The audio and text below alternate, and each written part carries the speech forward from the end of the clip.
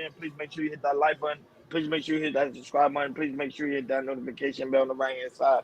Remember, we do go live each and every Monday, Wednesday, Friday, 6 o'clock Eastern time. Like always, thank you for tuning in to KL Culture Radio. Akeem Jordan, what's cracking like and what's cracking like and what's cracking. Living the dream. Feeling good, feeling great. Fresh to start this Monday evening, and we ready to go. So let's go, let's get it. All right, let's start this Monday morning with the updated news on sports. Jordan, what are you looking at over there in the sports world? Hey man, so we had two game sevens yesterday. We had the Knicks versus the Indiana. Indiana, they won. They had one of their best shooting games in NBA history.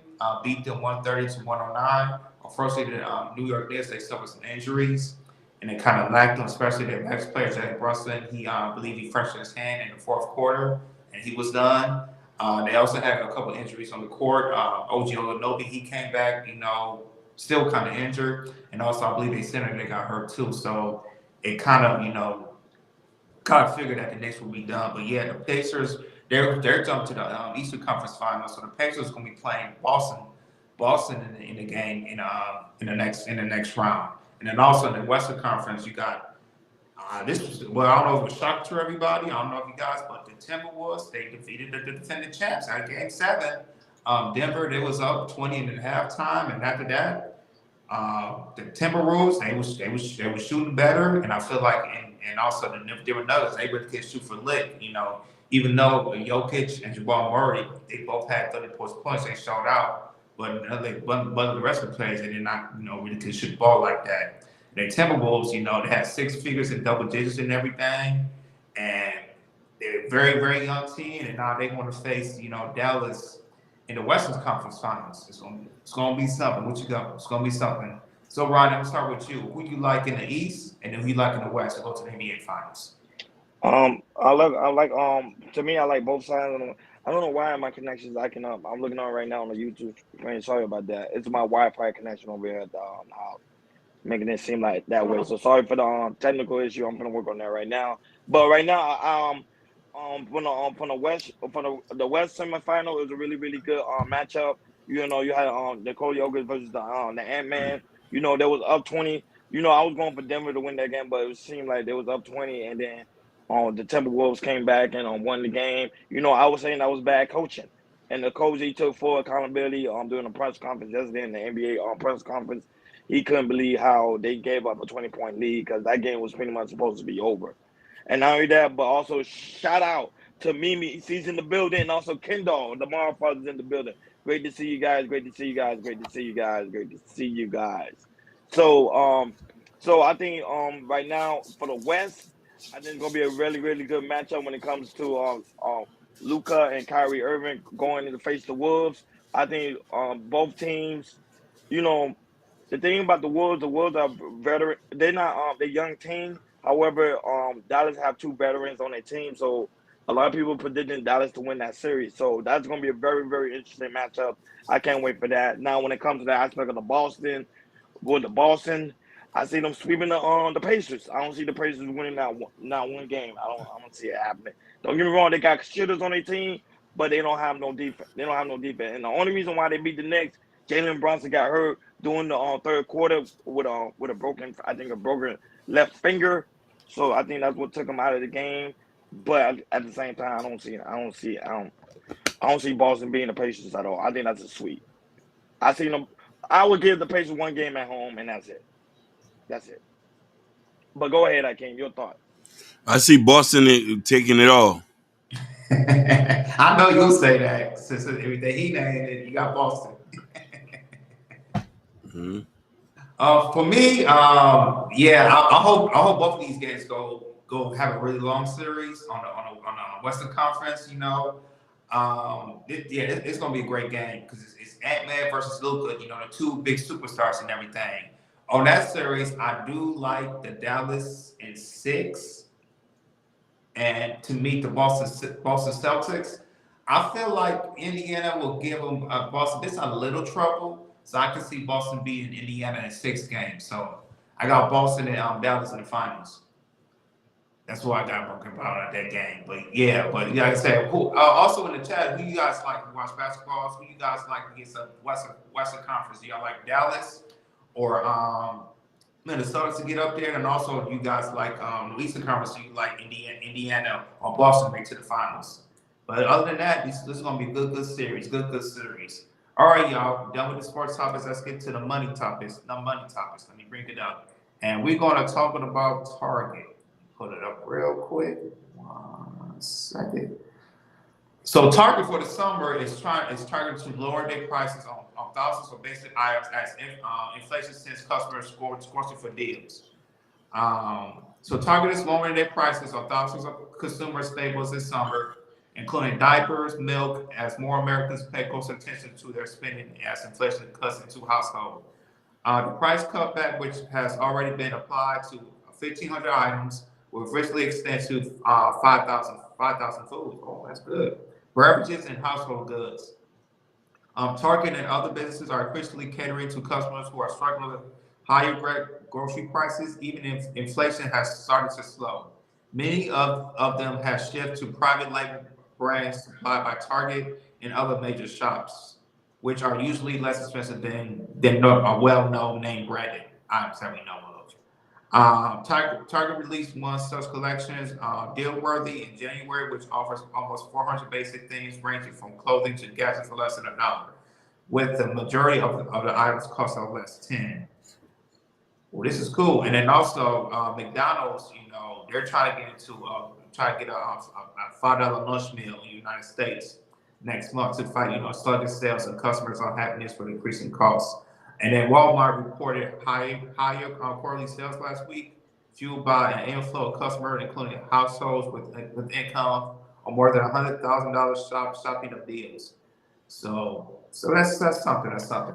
So guys, with the inflation starting to slow, even though food is expensive, what do you think about Target and also McDonald's? They're trying to lower their costs, and McDonald's trying to put a $5 deal. Because I remember back in the day, you had the $1 menu, and then that was clutch. But yeah, I'm sorry to you, Hakeem. What do you think about what Target and McDonald's is doing? I've always looked at Target as a niche store. How low they're gonna go? It's already been expensive. I think I don't think they're doing anybody no favors if they can lower it enough for people in extreme poverty can buy there. The average person who probably lives in the city can't afford Target food. You know what I mean? Most people are shopping at Dollar Tree and Dollar General. If the Win prices, Dixie at least. yeah, when to be honest with you, when Dixie's even Is it expensive? yeah, Oh shit! for a piece of bread and a rotisserie chicken, and it's like $17, man. Wow. Yeah, So good point, Hakeem. Good point. I don't know. You finish your thought. I was just waiting. no, Go no, ahead. I'm done. No, but the same thing. So right now, Target start price right now is $156.71. That's also they gave out dividend start doing a quarterly basis. So I think for those that are into stock investing, that to me that's one of the good stocks to invest in. Of course, it's not financial advice. Everything is opinion based, especially by them doing what they're doing right now for the summer. Bringing down costs so it'll be affordable for people. Like you said, Hakeem is very expensive especially for people that live in the urban area. There's a Target by my father's house, so I know but that Target over there is always packed. So, but by them bringing down costs, there's gonna be more customers into the store because remember, when this is going high, people don't even know when this is when this is something that's over here in South Florida. So they have something called Winn-Dixie and also Publix. By them going high and talking coming down costs on milk, also baby food and baby diapers, especially for all the newborns that's getting born. There's going to be more customers into the store, and that also means it's going to increase more value to the stock price. So for someone that's looking to invest, I think to me, this is my personal opinion, man. Y'all also do your own personal research because Target is start price is down today by 3%. But to me, it still seemed like a great buy. I would invest in something like Target or Walmart because Walmart doing the same thing, and also McDonald's. They've been around for a very long time. McDonald's, I was talking this to my this person I'm talking to, I was talking to her about how McDonald's is very expensive. Like it's very expensive. On Uber on Jordan, that junk came up to $20. I'm like, God, dog, for a small burger, That's crazy. Yeah. that's crazy. So I was like, screw it. Yeah. I told myself I need to start cooking. I told myself, forget that. I need to start cooking more. That's exactly what I'm going to do. But go ahead, Jordan. Your final thoughts as we move on. Go ahead. Yeah, like Ronnie, I agree with you about what Target's doing, how they're trying to push. I just want to see how they're gonna market. I know they're gonna find great marketing to put it out. They have low prices and everything. Television, social media, things like that. I just want to see how they can, really, if they're lowering the cost, how can they target, these people with low prices? Because a lot of these people, they're like probably line, they either go to, Dollar Tree, Walmart, with good deals and everything. And with Target, especially here in California, it's a little bit more upscale than Walmart is here where I see in California and everything. So I just want to see how they really market, even though they're gonna do what they do, how they gonna market and bring those customers over here, with the low prices, with the essentials, laundry detergent, bread, milk, like I said, the baby stuff, formula, baby wipes, diapers, Pampers, all that type of things as well. But Yes. if they market it very well, I agree with you. It would be a good stop to buy. It would definitely be a good stop to buy.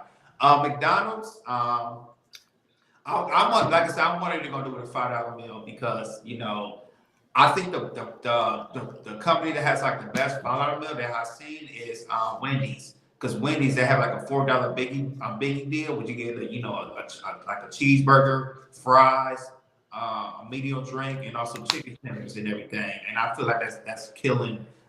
It's really doing a good job, and you don't hear like Wendy's having a problem with that. With McDonald's, I don't know what they're gonna do. Maybe do like a McDouble with fries, a medium drink, and some type of 4-piece nugget or something like that. With the value. As long as they put some of that $5 and puts a good meal that's $5 and is in good value, that's another stock you could invest in and everything. Because I know McDonald's are having trouble, especially here in California, which they had to raise prices. Raise the wages to $20 and everything. And with they doing that, McDonald's had to cut hours, cut hours, full timers and part timers, and also raise their prices on some of their food, on the food on the menu, because they really can't afford, really paying, the labor of paying these people out here. They want $20 an hour and everything. So hopefully with McDonald's, if that $5 deal works and everything, and they can, reach out, and also they can market it as well, that would be another good top to buy, everything, for the summertime. But yeah, Target and McDonald's, we'll see if they market well. It might be a good stock to buy in the summer. Maybe laugh. Maybe we say it's a service fee. That's why McDonald's was so high. She's probably right. I probably don't look at the service fee as they forget it. I went that. Hey, Jordan, I ain't gonna lie. I wanted that burger so bad, but I was like, when I saw that price, I was like, man, hell, I said, forget it. I said, forget it. Them cereal coming, and sometimes cereal come good and handy. Come good and handy. Go there's ahead. There's a burger place that's right down the street. That's delivery. That's cheaper than McDonald's, but you get a bigger value. You get like a nice big juicy double cheeseburger. They had chili in there too. A good sizable fries. Where at? You got to tell you my DL. You got to let me. Yeah, good sizable fries. And then that's it. If you get it at the right day, they might charge for delivery $16. And they can wait more. Yeah, but shout out to that. But not only that, but okay, guys, that ends the sports and the financial segment. So we're about to get ready to get it started. So guys, as you walk in, make sure y'all hit that like button, subscribe if y'all not subscribed, and also shout out to those watching on Instagram, Facebook, and also King. Shout out to Gore. Gore's in the building. Eric Brown is also in the building. The lovely Bobby Bryan's in the building. Stan, what's going on, my big dog? Great to see you, Stan. He's also in the building. So Jordan, do your thing, bro. Do your thing. Let's get. All right, people. Let's get to the juicy topic. So we're gonna start off with the topic that you see on the topic right now. On the topic, we're gonna start, and this was breaking news earlier today. The Iranian president was confirmed dead in a helicopter crash. So the Iranian president has been reported dead following a helicopter crash. The incident occurred on Sunday, and cause of the crash remains unclear at this time. President Rashi was returning with a government delegation after attending an inaugural of a dam on the border of El Salvador. El Sal, El, I can't say the country's word, the country. So far, the Iranian authorities have cited fog and bad weather as contributing factors that hinder our rescue efforts. Earlier today, state affiliate media confirmed that the exact location of the helicopter has been located. However, there has been no survivors among the 9 individuals on board, including the foreign minister Hassan Amari Abdul Adala. Sorry, I butchered his name. But go ahead, Hakeem. Play this clip. After that, we'll chop it up.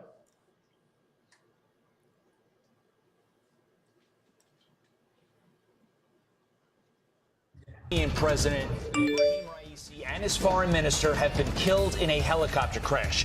Their deaths confirmed by Iranian state media overnight, triggering a massive response across the Middle East and around the world. You're watching Fox and Friends First here on a Monday morning. I'm Todd Pyro. And I'm Carly Shimkus. Iran's government calling together a, quote, extraordinary meeting to determine the next steps.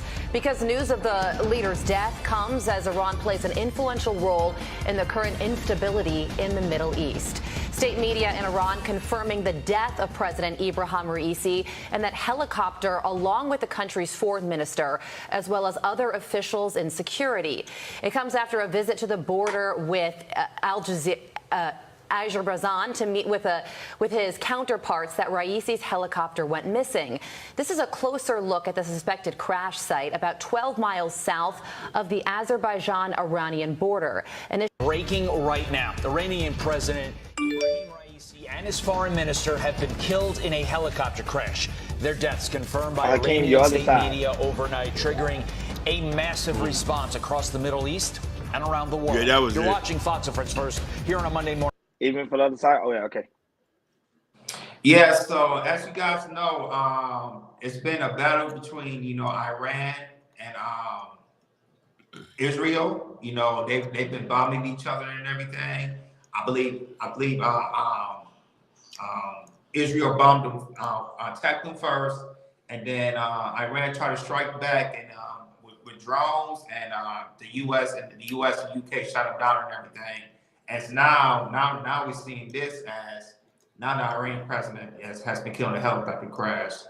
So, it does sound suspicious to me because it could be an inside job. You never know what it is, but this is right here is breaking news and everything. So I just want to sit, because like I said, Iran and Israel was going to have a little war against each other, but now the president of Iran is dead. I'm gonna pass it to you guys. I'm gonna start with you, Hakeem. Do you feel like this was an inside job? How you feel about the situation with Iran? I look at it as a freak accident. I think it's just a normal accident. They traveled and they're down. There was no missiles that shot down the president. This was RP to Kobe. This is another Kobe situation. Now, the Persians has been the most hated in the Middle East. Israel does not like them. Just to give people a little quick backstory, because they say that Iran supplied guns, ammunition to different Islamic groups throughout the Middle East, causing the instability. But as we know, the Iranian president and the foreign minister were the most hated in the world because they spoke their mind and they did not shy about it. These were two leaders who loved their country and loved their people. I'm going to put respect on their name. I hope they rest in peace. I hope the families rest in peace. Because let me tell you something. It's good that you picked this topic because I want people to be very careful on who they call evil or who they have an issue with. Netanyahu is still to this day running a campaign where innocent children and kids are being unalived. We can pick. We can say who we want to say. I know a lot of people. I know America did not like the Iranians. We've been having issues with them since the 80s. They are not to be controlled. They do not want to be controlled. They do not want Western influence. So I pray for the families of the Iranian president and prime minister. I just look at this as a freak accident. Go ahead. Yeah, for me, like hearing the story and doing a little research about it and everything, it does seem like a freak accident. You know, I hopefully, you know, maybe later on the line we might hear something about being an inside job that somebody from the inside trying to take down our Iranian president. But yeah, you know, it like I say, it was really a foggy day going up in the mountains, and you know, when I'm gonna go back to that Kobe situation, I remember when he passed away. And how foggy it was. I remember taking a train, getting off of work, 10, maybe 9, got out of work 9:30. You know, it was foggy, and then took the train back home, went outside, and I remember, you know, at the area I used to live at, you could turn around, you could see the skyline of downtown LA and everything. And once I turned around that day, look how, turn around and see how foggy it was. I could not see the skyline of fogginess and everything. So with that, the COVID situation, I can say, it was really foggy, and go around this. I think it was Santa Monica Mountains, and when he, plane crashed, hit the mountains, and he passed away. So yeah, and also the elevation too and everything. It gets windy and everything. So well, how's it look like? How can I agree with you? It looked like it was a freak accident, especially when it's foggy. You're around the mountains. You really can't see anything. I don't care how great it probably can be. You cannot see what's going on out there until you hit something and it happens and everything. But yeah, this right here is it's heartbreaking for the people and for the Iranians and everything, and also dealing with Israel at this time. So yeah, man, my prayers go out to his family, and everything, which is unfortunate, tragic right there.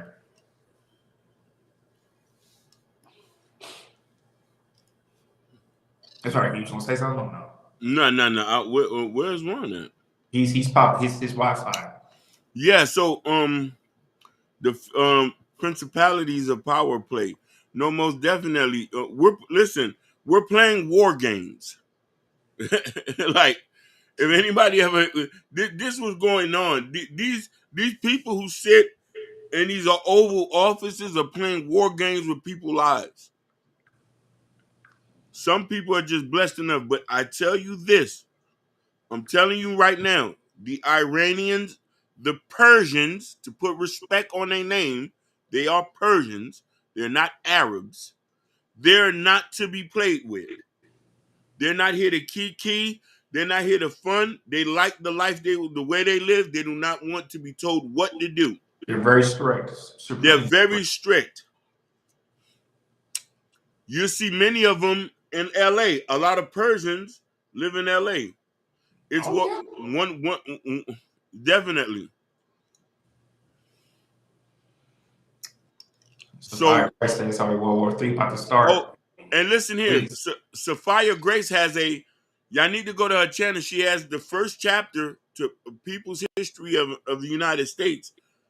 We need to wake up and smell the coffee and have an open eye on people. We here in America are blinded by American politics and forget history to understand. Mm-hmm. We need to understand who we are as people and what these folks is doing. So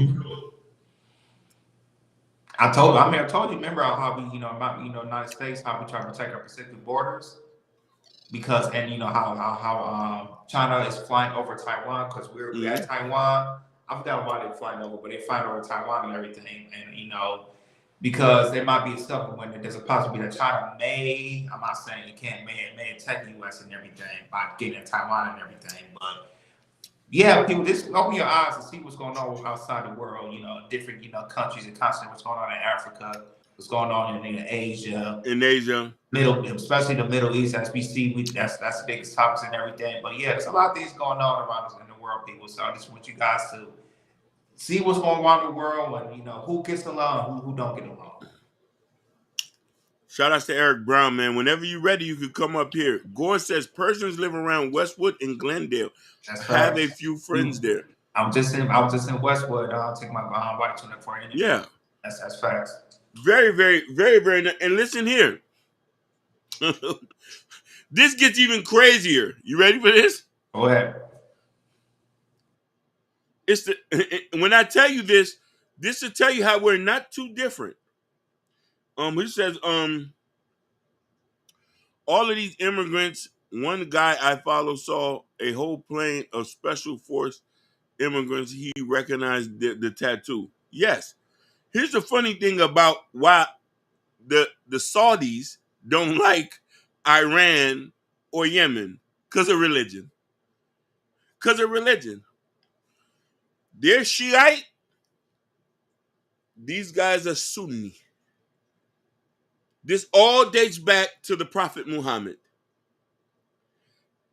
When I tell you the stuff is so trivial and so stupid, it even goes to the untouchables, that little region there. Yeah, that's true. Yeah. Who we dare not speak their name, who they're oppressing, who they're doing their things in all sorts of manner over there, goes back to religion, which they are historically wrong. And that's all I go say. Go ahead, brother.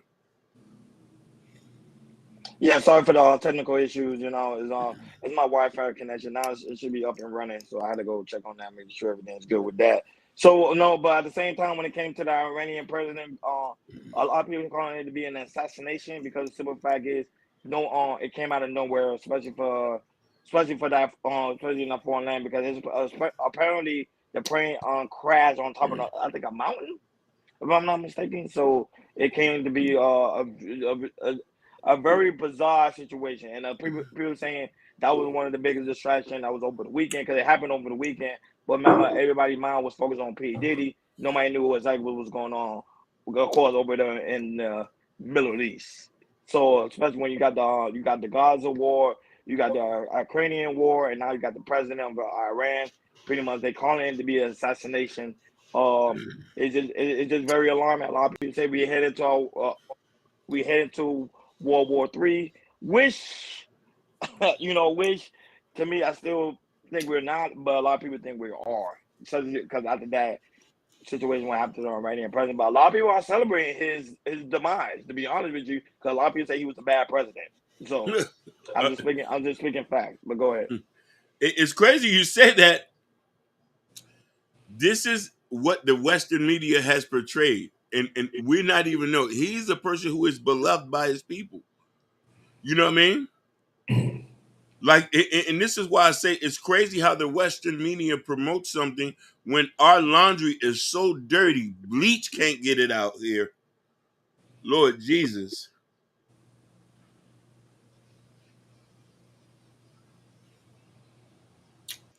And listen, funny enough, Sophia Grace, Netanyahu will never go to jail.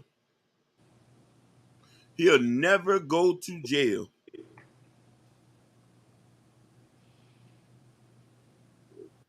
Well, that being said, shout out to Victor for being in the building.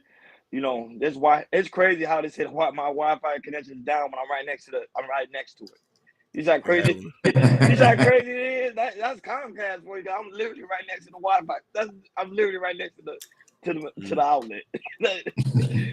That makes no. But I think it's probably my restream. I think it's my restream on my end. So Jordan, that pretty much it. Shout out to Victor for being in the building. The lovely Sophia Grace is in the building. Yeah, chat. Y'all check over there and check out her content. I'll be watching the video, a small short clip it. It'd be really, really good. It'd be very informative. In that 1 minute, you could attain a lot of information. But go ahead, Jordan. All right. I want to read Quentin Dawes. He said, first Kendrick, Drake, the Drake beef, now the Diddy doings, all supposed distraction. Yeah, that's true. That's facts and facts. All right, people, on to the next topic. So we have more. We talked about it on Friday about the footage that came out of of Diddy and Cassie, and and you know, it was trending all over nonstop trending. And then after that, you know, Diddy came out yesterday on his Instagram with a public apology. Go ahead, Hakeem, play that, and then after that, we're gonna show him after what he was doing right after the apology, allegedly. It's so difficult to reflect on the darkest times in your life. But sometimes you gotta do that. I was fucked up. I mean, I hit rock bottom. But I make no excuses. My behavior on that video is inexcusable. I take full responsibility for my actions in that video. I'm disgusted. I was disgusted then when I did it. I'm disgusted now. I went and I sought out professional help. I had to go into therapy, and go into rehab. Had to ask God for his mercy and grace.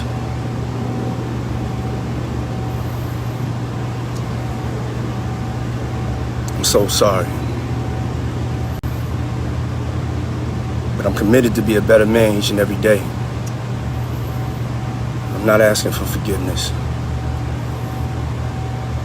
I'm truly sorry. It's so difficult to reflect on. Yeah, so that was Diddy. He posted yesterday how he was, you know, he said he was truly sorry, you know, what happened in the footage and everything. But we do have photos Hakeem was showing of what he was doing during the day. I believe he was, you know, he's in Miami, in Star Island and everything with 2 other people. And, you know, Leslie looks like, you know, he felt good, you know, just chilling, you know, smoking on, he was smoking on. And, you know, a lot of, you know, but that's people seeing that after and everything, you know, we supposed to do a apology like that, you know, usually you're MIA, you should be missing action. But him, you know, got called by somebody taking photos, and actually a video of him, you know, just walking around. He had 2 other people and everything. It just seemed, you know, a lot of people seemed fake and everything. And then also before we respond and everything, one of the comedians, Dusty, he made a mimic the Diddy video, and this is what people, this is what Diddy, a lot of people, this is what a lot of people was thinking what Diddy was really doing with the video. It's a funny video too, it will make you laugh, but go ahead, I can't play the Dusty video of him acting like Diddy. And what he, It's so difficult to reflect the darkest times of your life, but sometimes you gotta do that. I was fucked up. I was fucked up. I felt the bottom of the bottom. You know, I hit. Nigga, I didn't hit rock bottom. Nigga, I'm still rich. You got to say this. You got to say this. Right. You know, I had to go into rehab. Nigga, I don't do drugs. Nigga, I had to go into rehab. I was committed to be a better man. You know, each and every day. You know, I'm not asking for forgiveness, but you know, I'm truly sorry. Bro, you know what I'm saying? Fuck all. So yeah, people really think that, you know, that the apology was fake. And Desi Banks, shout out to him, as a comedian, you know, and he was doing like how Diddy was really feeling and everything. So a lot of people think that that Diddy apology was just trolling. He was trolling people and everything because he really didn't apologize to Cassie.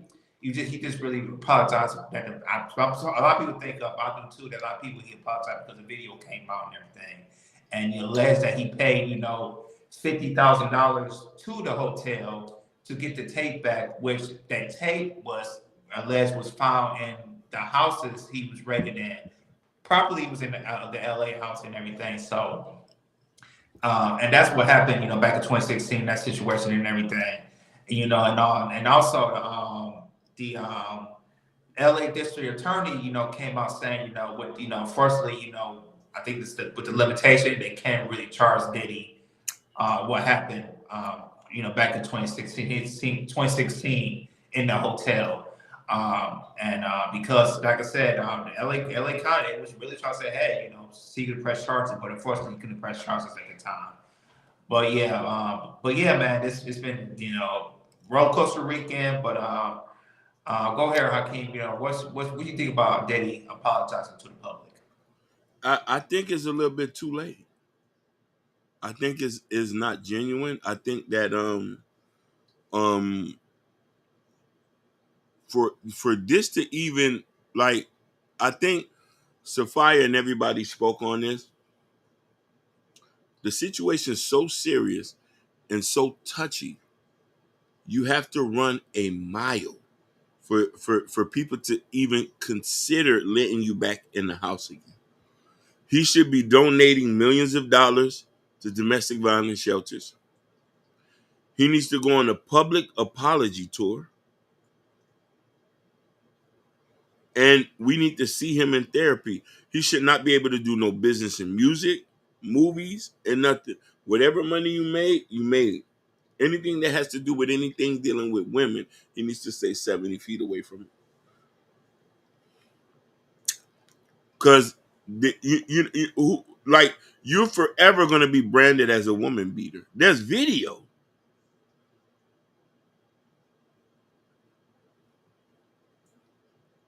So it might be more video too, Hakeem. Oh man, hey, we just getting started, baby. So, you know what I mean? I think it's a little bit too late. When this thing first came out, he should have started cleaning his act up soon. You know what I mean? This is when rumors become truths. We've been hearing rumors since the 80s about him being a F-boy. Now we actually got truth he is. And he's even an F-boy to women. We can truly say that he does not like women. They're just tools. He's a fool. We just say if you want to say something about misogynist, that's Diddy. No, but the Diddy situation, I explained that last week. It's really nothing she could. I keep telling people, it's nothing really you can do. I think she already settled. That was it. So that's why the district attorney in LA came out clearly and came out with a statement. Pretty much, there's nothing you can do because the tape came out in 2016. It should have came out earlier. Then it would have been able to press charges on P. Diddy. You know, sorry for the technical issue, gentlemen. I already know. I gotta I thought finish my tape. I'm gonna reboot my Wi-Fi once again. But not only that, but shout out to Joe Herdman and also Ashton Williams for also being here like always. Big Shiesty is always in the building. No, but I'm just saying, like, you know, it's a sad situation, but I think P. Diddy's apology, I don't think it was sincere. I think it was scripted. I think his publicist told him to do something. He was like, hey, you have to do something to calm the people down. Just like the president. If something goes wrong, the president come in, say something to calm the people down. Did it work? No, because people know P. Diddy for being P. Diddy. They know when he's being genuine, and they know when he's playing on an act. That's why the actor did a reaction of Diddy's apology just to show to prove that it was pretty much and all of that. It wasn't really, to me, a really insincere apology. Now, TD Jakes recently on Sunday went live. Well, he always go live while doing his sermon, and he had his take on the P. Diddy situation, and he got a lot of ridicule because they say, now, TJ, you want to talk about domestic violence? Why didn't you do it back then? I don't know if we're going to talk about that case on the eventual topic, but TD did receive a lot of ridicule because it seemed like they were saying he was standing up for P. Diddy instead of actually standing up for women that's actually been affected by domestic violence. Go ahead, Jordan. Oh, you know what? Speaking of that about TD Jakes, Dr. Umar, he got something to say about the city situation. Kind of similar to what you're going to, Hakeem. He believes that TD this is not the end for Diddy. He said TD Jakes will help him set up his own mega church. He will be saved and baptized, and he'll properly make more money as a pulpit pimp than he ever has as a mogul. Puff Daddy will rise again from the ashes. #Rory again. What Dr. Umar was saying. I said that. he would come back. I told you, I think he'd come back. You turn yourself to the Lord. Yeah, I see that. That's very slick right there. That's slick. Because I wouldn't have thought about that. You know, he decided Diddy would put himself as a broke my person. Then he started about, you know, I found God. I want to be baptized and everything. Now I'm a changed man. You know, I'm not the Diddy no more. You know, I'm Pastor Diddy and everything. That I can definitely see what's looking at that now. I see what Dr. Umar talk about. But going back to the apology, you know, it's not sincere. I just feel like, you know, he sorry because he got caught. You know, he wasn't sorry because if he was sorry, you know, you would have paid $50,000, you know, to the hotel that you take the taste that you took it back home, which it got raided and the security took it and everything and it went leaking and everything. Yeah, man, with Diddy talking about saying I'm going to rehab, I was like, what are you talking about rehab for? We don't know if I'm about taking drugs anymore. Well, you know what? I'm not gonna say it because one of his joke boys got busted and everything. So maybe he was doing something with the coke, with some type of drugs and everything. So, but yeah, with Diddy, you know, like I said, we just heard, you know, he's been a very verbal, abusive person for years. So, you know, a lot of people that he been in business with, you know, especially we seen it when he did Make It a Band and everything, how he was verbally abusive to, you know, to the bandmates and everything, and the group. And then the groups that he built and everything, and dismantled and everything. Yeah, man, with Diddy, you know, I'm thinking like the feds might get him, but you know, Ronnie does have a point. Like I said, Diddy does have a plan, and probably planning something for a long time, because I'm hearing like he's trying to save his money up for something, which I don't know what it is and everything. So. Yeah, according to his career, it's over with and everything. You know, you want to look at Diddy the same as a mogul as he is and everything. And it's just, you know, it might be the fault of Diddy as a mogul, but what Dr. Umar was saying, as being a pastor, that might be something to say with. I do want to play a couple videos that other celebrities have said, and also the mayor. So can you play the Lunel? And the mayor, he had a response to say on this about Diddy as well. And then I have one more with Lil Scrappy. So I have 3 videos. Yep. Go ahead. This Diddy shit. First of all, y'all will believe when we say that black are the most disrespected, underserved, underbelieved women in society.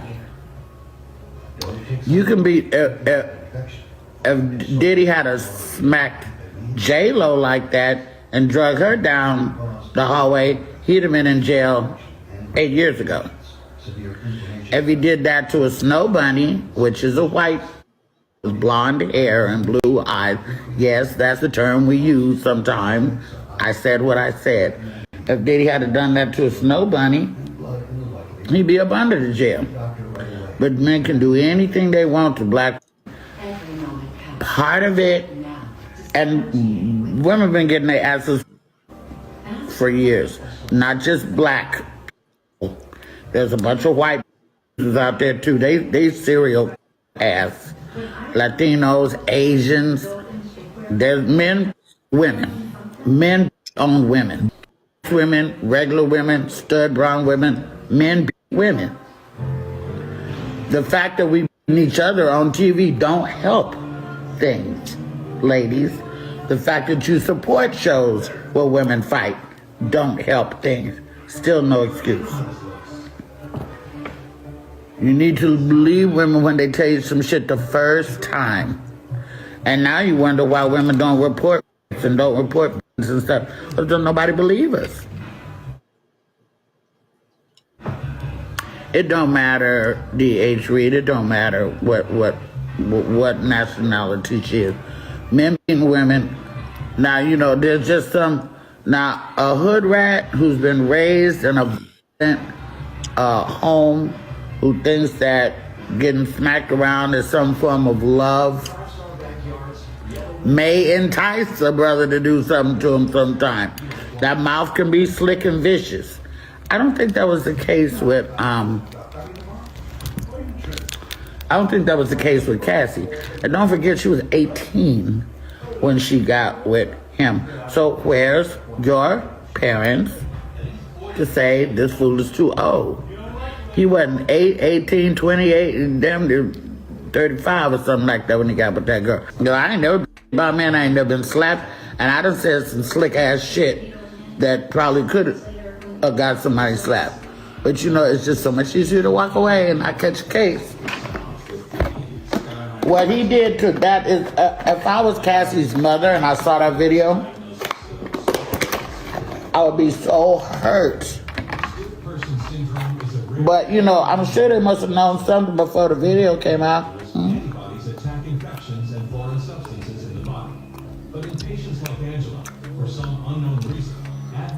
Sometimes these people sell their children out for the benefit. Some people will sell their kids out. Come on, Jessica. See? Right.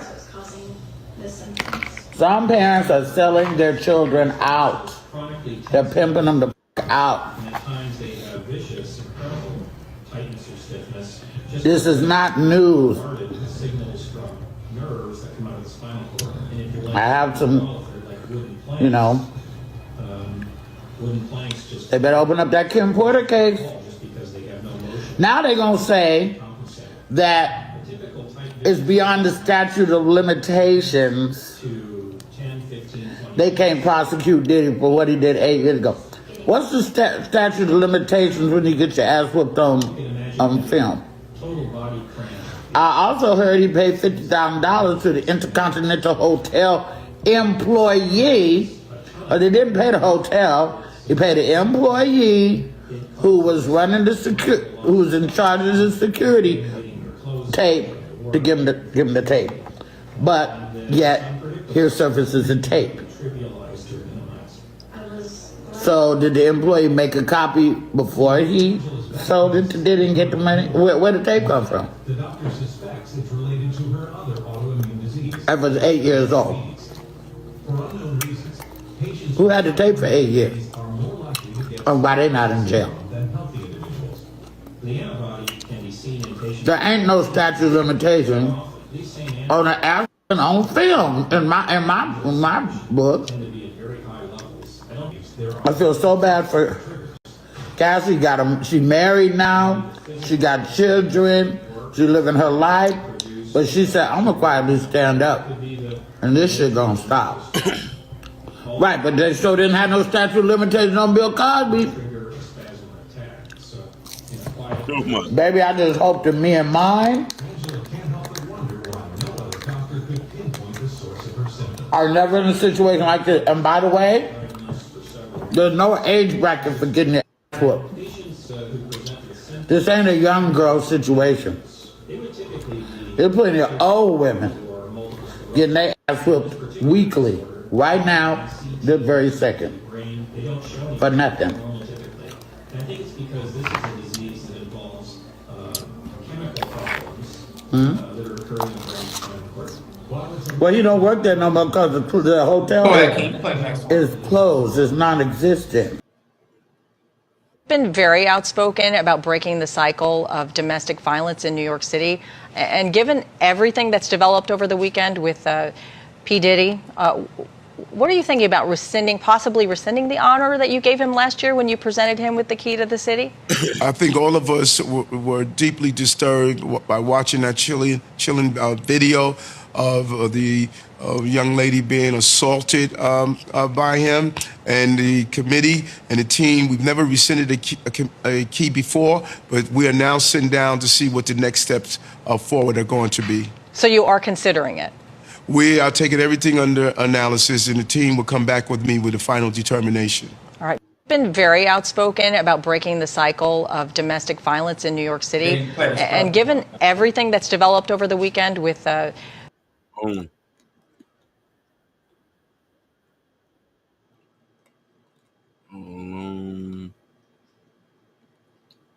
where's the scrapping? Oh yeah, I see it right there.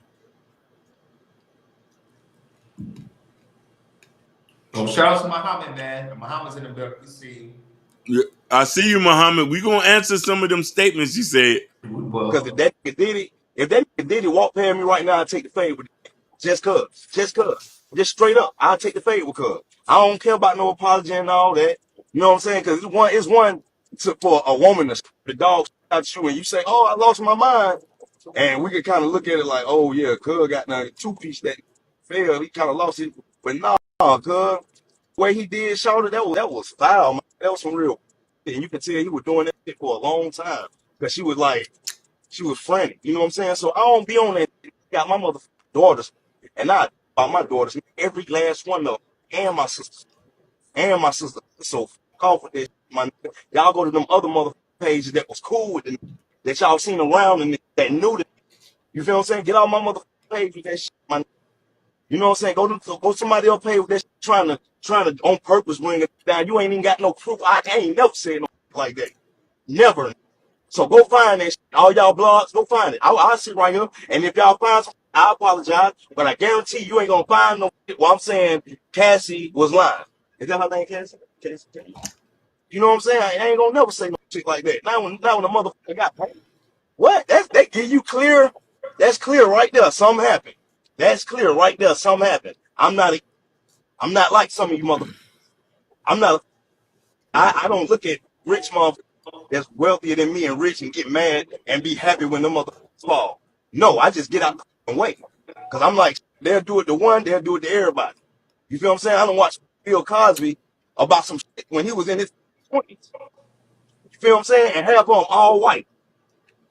You feel what I'm saying? They won't give our sisters that. Let our grandma say Bill Cosby did something to her. They gonna give her the minimum. And y'all gonna sit up there and fight for them. Y'all gonna fight for them other folk. You feel what I'm saying? Y'all gonna say that all the time. Fight for your kind, lady.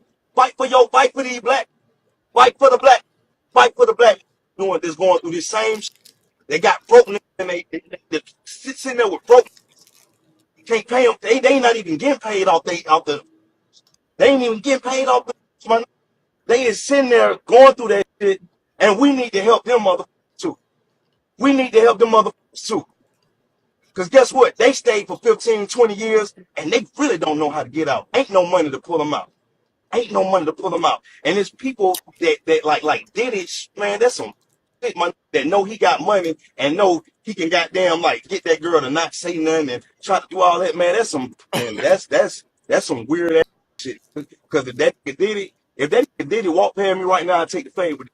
Just straight up, I'll take the fade with cuz. Yeah. Oh, shout out to the Real Pookie. Real Pookie's in the building. And Shiesty Bobs, he came in with a lovely welcome. Shout out to Shiesty Bob and shout out to the Real Pookie. But yeah, Muhammad, shout out to Muhammad. He said, no Harvard alumni is claiming him while he's down, but they took the millions he gave back graduation. I don't see them trying to give it back. Yeah, that's facts. You keep the money. And also, I believe Diddy, last year he gave money to Jackson State University, gave him $1 million as well. That is correct. So, with a couple of charitable donations, we still gonna keep. Like I said, Diddy was charitable at towards the end and everything. But yes, Mom made some good points. He said we need black. Yeah, we do. Yep. I mean, it was so many different debaters to tackle on, but I do Mel Adams. Mel Adams, even though they'll try to get back to Kansas City, they can't really do that.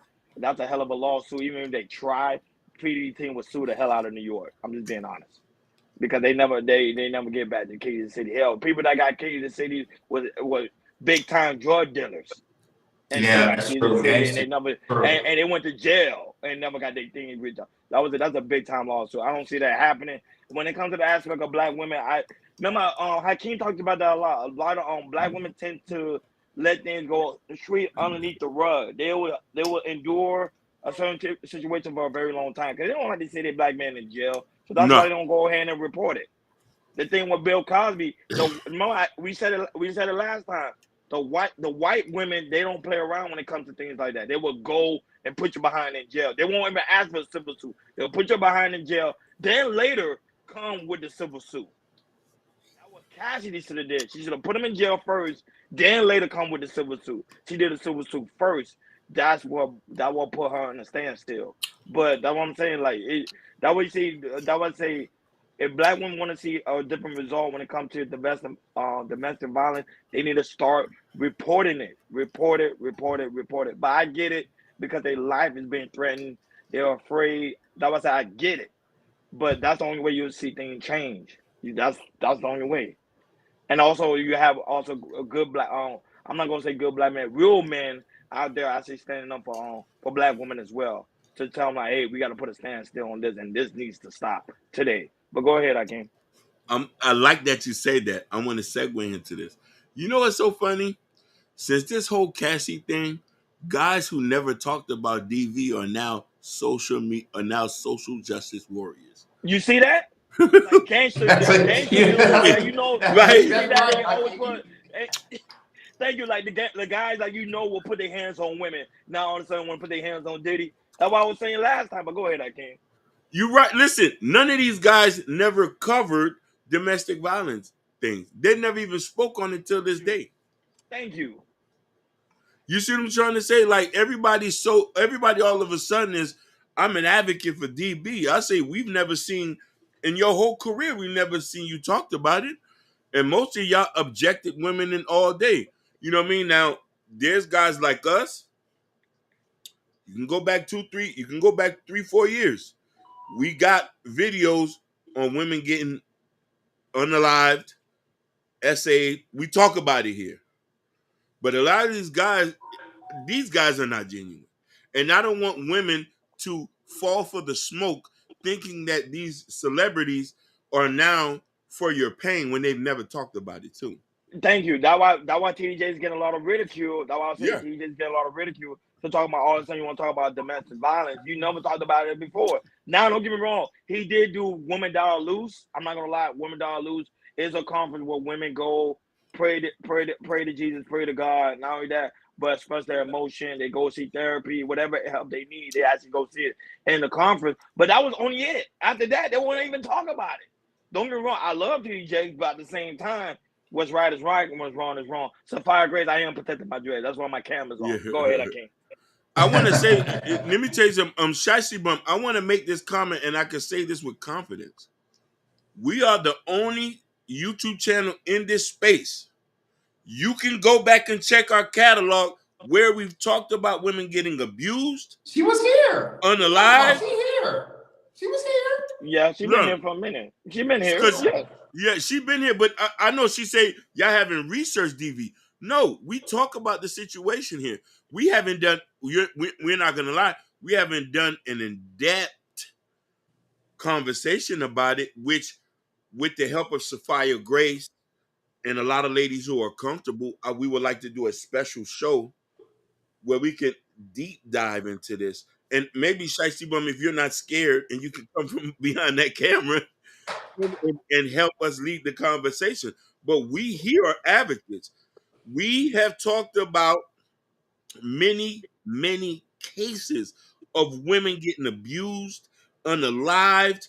We talked all over America. All over America. We did a case here in Jordan's, California, where we talked about women not being protected, even in gated communities, even in luxury apartments.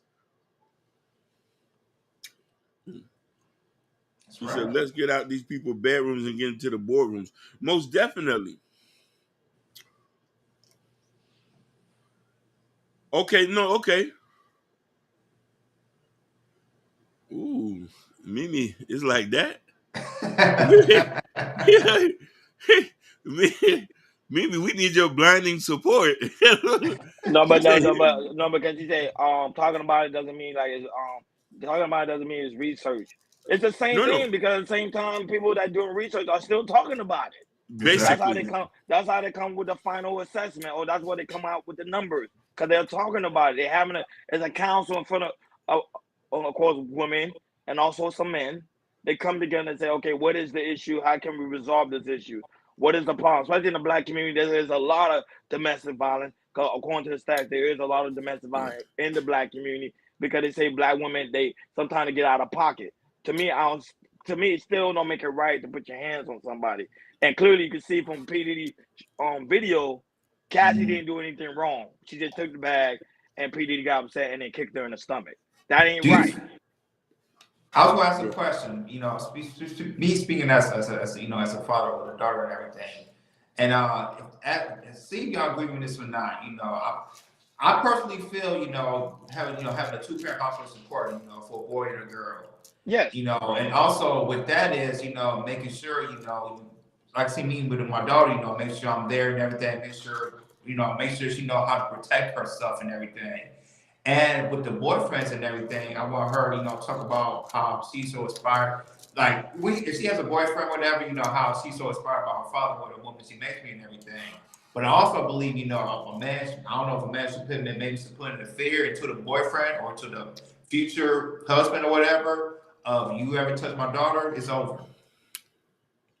So I want to ask you, do you feel like a dad in situations, if they're there, when it comes to them having a boyfriend or, a man or anything, do you feel like there should be some type of a father should put some type of fear into the boyfriend of say, hey, not mess with the father? What y'all think about this? Y'all agree or not?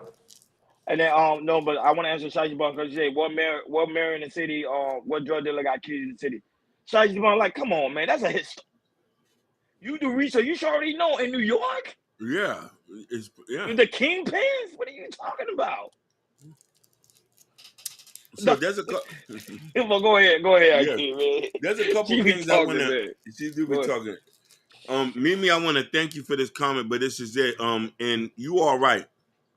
Having a discussion is not doing research, and we would want to take the task to do the research so we can better educate men on these topics. Now, educate men on these topics and to be able so we won't misquote or say something that's not factual. Now, I want to answer a couple things that Muhammad said earlier. What if a woman stole your money? What if a woman beat on you? Now, I'm going to say this unapologetically, and this is something that, to answer your question, Jordan, as Black people, when we go through a situation, violence should not be the answer. We should not lean that as the first thing to do. This is what police is for. If I had a woman slap me in the mouth, I'm going to call the police. If I feel it's just that serious. If you stole from me, I'm not going to call nobody to beat on you. I'm just going to take matters into our own hands. And I think that's it is. And that goes for men putting hands on other men. Violence should not always be the answer. No matter, but Hakeem, women should not put their hands, and I keep saying it. Women need to stop putting their hands on men. It doesn't get, even though men have the respect to not put their hands on women, women still don't have the respect. Don't put your hands on me, man. No, listen, I agree with you. Women should not put their hands on it. But then we have a lot of sisters out there who did not grow up in the house with a man, and they do not understand that. Now, but they watch movie. But they watch movie though. We have to stop making excuses, man. Don't put your hands on men. Period. Listen, Eric Brown say violence begots violence. Now, here's the thing. Here's the point. What I want to say. Here's the key thing to help a lot of this stop violence thing for men and women, particularly for men. We need to delicately help these young Black men and men in general and start to educate them and raise them and understand that violence against women is not okay. It has to start at an early age. Yes, I agree. It has to start at an early age. Now, there's a lot of. Do you feel like it should be instilled in schools? 100%. Okay. We need therapy classes. We need to have these tough conversations, like a lifestyle class, particularly to bring kids in, sit them in, no desk, and have these tough conversations and ask them, hey, have you ever put your hands on a woman? Have you ever seen your mom get beat up? How do you feel about that? Because these questions are not being talked about. 90% of these kids in inner cities or even in affluent schools do not have these kind of conversations. There's no therapy class where these kids are coming from traumatic homes, and the trauma is already built up. Yes. I would say middle school. I was going to start middle school. We could start at middle school. The only reason why I say that is with the younger to go, the more consent you need. I can't. I'm being honest with you. I don't even like to play fight. You know, some people used to play fight. I used to refrain. Some women like it. I used to refrain from doing that because I'm like, yo, if I put your hands on you, then you're gonna be like, oh, I'm like, nah, you know what I'm saying? Even sometimes, even in the bedroom, because some guys be like, oh, I like to choke my woman. Sometimes I be like, yo, I understand some women like that, but I like, you gotta know how to properly know how to choke a woman when it comes to the aspect of the bedroom, because some guys don't even know how to do it right. So it's just like certain things, you know, I think we have to refrain from anything that deals with something forceful. You get what I'm saying? Like choking, hitting, slapping, and spitting. Yeah. Stay away from it. Now I understand when it comes to the aspect of the bedroom, I think guys got to know how to be trained in that aspect and then just go ahead and do it. Because some guys do it so rough to the point they choking out their woman because they too damn aggressive. So I'm saying, like, you know, hey, no, but Gordon, I'm keeping it in 100 though. Oh, hey, Jabbar, you know I'm keeping it in 100. I'm keeping it in 100. I'm keeping it real. I think because my camera off, because of the Wi-Fi, but I'm just keeping it in 100. But it's true. Some guys just don't know what to do. Into some serious. I think it was a story. It was a recent story. A guy said he was sleeping with his wife and he ended up deleting her because he accidentally choked her the wrong way. It happens. Yeah, that play fighting. Never thought. I remember I went with a girl. She played fight with me. I broke it down immediately. I don't do that. Joe don't hurt him says, Brother Hakeem, it starts at home where as a man you can be an example on how to have conflict resolution in an adult manner. I show my C's the proper respect to show their mother. Hey, you ain't see Go and say we always get back into the sex conversation. Because you already know when we hot and we bother, it always leads to sex. That's why it always go to the sex conversation. It's a fact. When every time somebody gets into an argument, they always end up having sex with each other. It's just human nature. So be it. You know what I'm saying? But those are the type of conversations we do need to have because I think, man, a lot of men, especially little boys, they're growing up with a lot of aggression. I have a family member who, you know, did something to his girl, and to this day, we still trying to find out who he got it from because nobody in our household or nobody in our family does that. So who did he get it from? He must have seen it from somebody. He must have seen it on television, or the girl pushed him to the edge to the point that he felt like in his mind he had to go and do something to his girl. Because we're not having a conversation, and I think that's what's important. We need to have serious conversation with young men, because they are the future. Me and Hakeem and Jordan, we, you know, close to our 40s, but they are our future. If we don't teach them now, then our future is lost. But go ahead, Hakeem. 100%. So just to piggyback off what Jordan Herndon says, I think that if we are going to have these conversations, we also need to bring the fathers into the conversation, have them sit with the sons and have them sit with somebody, a required thing to have those type of conversations because we have been divided, but you brothers are now here in all the 100%. 100%. So, and Natasha, I want to answer a question real quick. Natasha, I'm not trying to teach BDSM. It's just that those things I know women love to do, so that's why I try to learn it. You get what I'm saying? Because I want to make sure my girl's safe and I'm safe, so she won't press any charges. So I'm saying you gotta understand the game out here. If guys not protecting themselves sexually but mentally, you in trouble because this world we're living in is very dangerous. Go ahead, Hakeem. I'm too young and tender for that conversation. Hakeem is full of it. Hakeem is full of it. Hakeem is just don't listen to Hakeem. Hakeem just be full of it. No, but it's true though. There's certain things you gotta learn as a man. It's certain things you gotta learn as a man. So how to pleasure your woman the right way. So even if your woman love being choked, but there's a way you do it. It's not just like you just choking her forcefully. Like I would say, I'm not even gonna teach a class on it. Whatever, y'all do your own research. Like I'm Sugar Mom asking. said, do your own We'll, research. we'll say that for chaos after dark. and we'll bring a woman in, and I can we'll bring a woman in. We'll see you do it live and in No. person. Only way I'll do it if I got a ski mask on and covered up my tattoo. So y'all won't know it's me. Y'all won't know it's y'all won't know it's me. Y'all won't know it. Oh man. Yeah. No, but Yeah. there's some women that skilled in this thing, and I do research and I'm watching videos and watching women how they, this and they're showing men how to do it. And I think men need to be trained. And I would say, how can we speak about this a lot? Men need serious therapy. We need therapy on a higher level. Yes. We do need therapy. A lot of us come from traumatic homes, man. A lot of us don't have fathers in the house. And shout outs to Eric, shout outs to Joe Don't Hurt Him, shout outs to Gore, shout outs to a lot of these guys who are fathers who were there. And for the young men who don't have fathers, we would like to be surrogate fathers or have a program where we can interject at the right time before they fall off the cliff, so they can be better men for the women that are out here today, because women are going to accept us when we're low, higher, in the middle, but they shouldn't accept the trauma. Yeah, especially if I feel like if you do that, you should do something like in the summertime and everything. Yeah.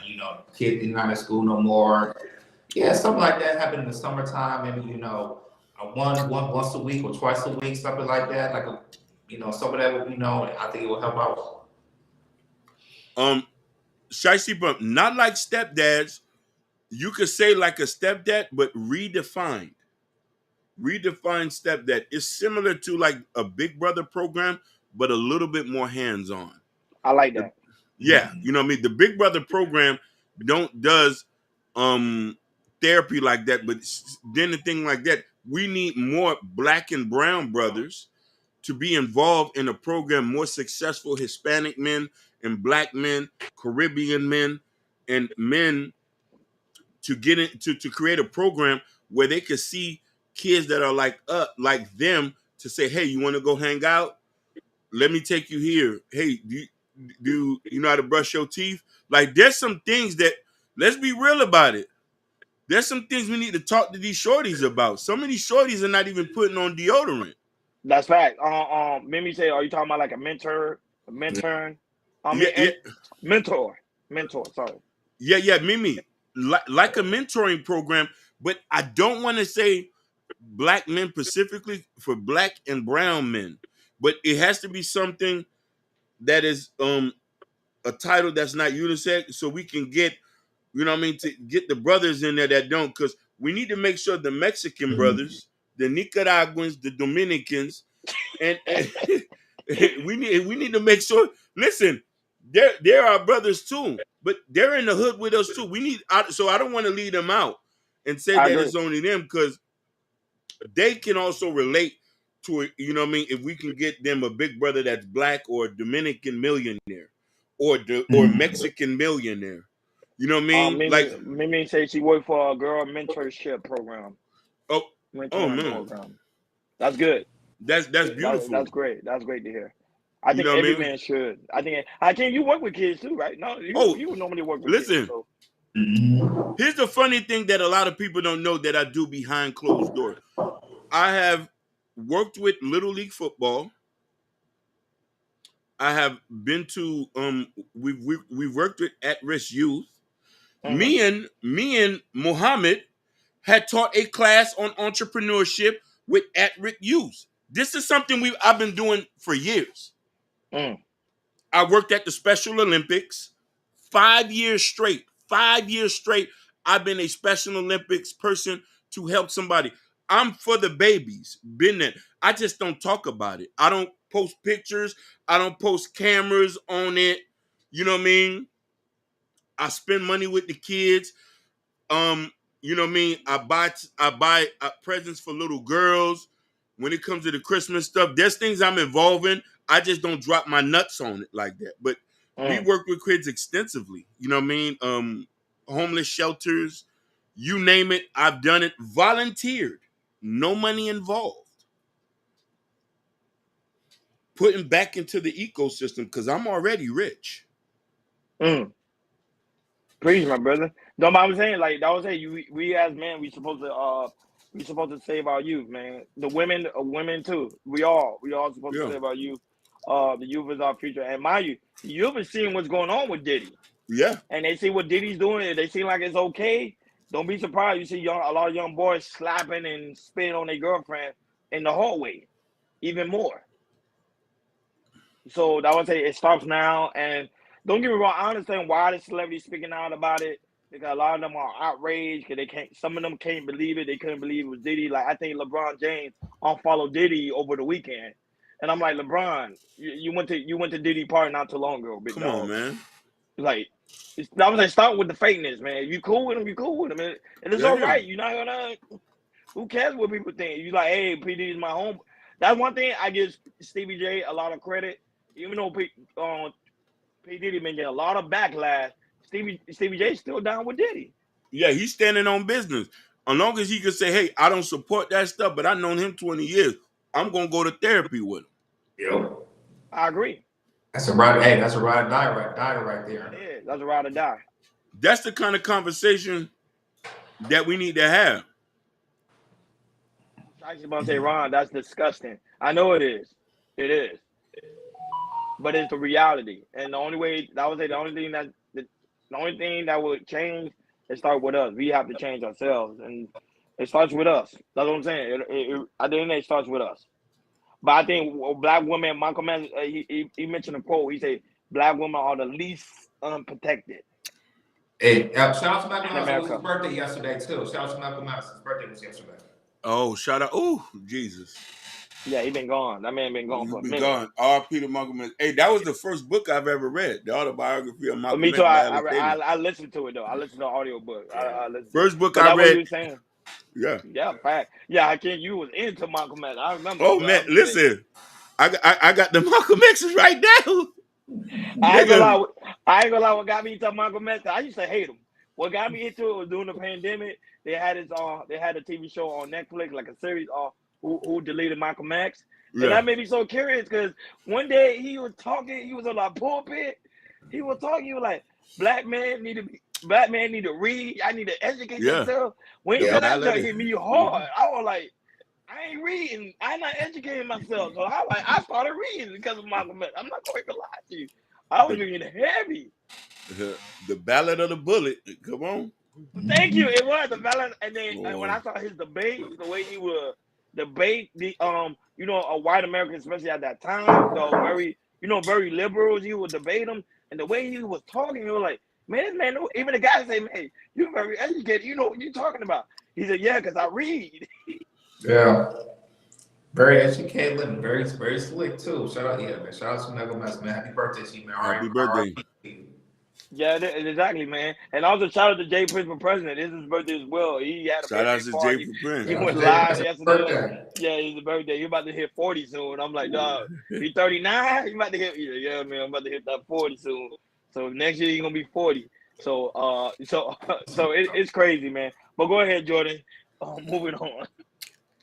All right, moving on to the next topic. We're gonna talk about the viral teacher Marquise White. So a week ago, Marquise White he posted a video of his classmate taking his hair off and everything, and it went trending. Unfortunately, he did lost his job about it and everything.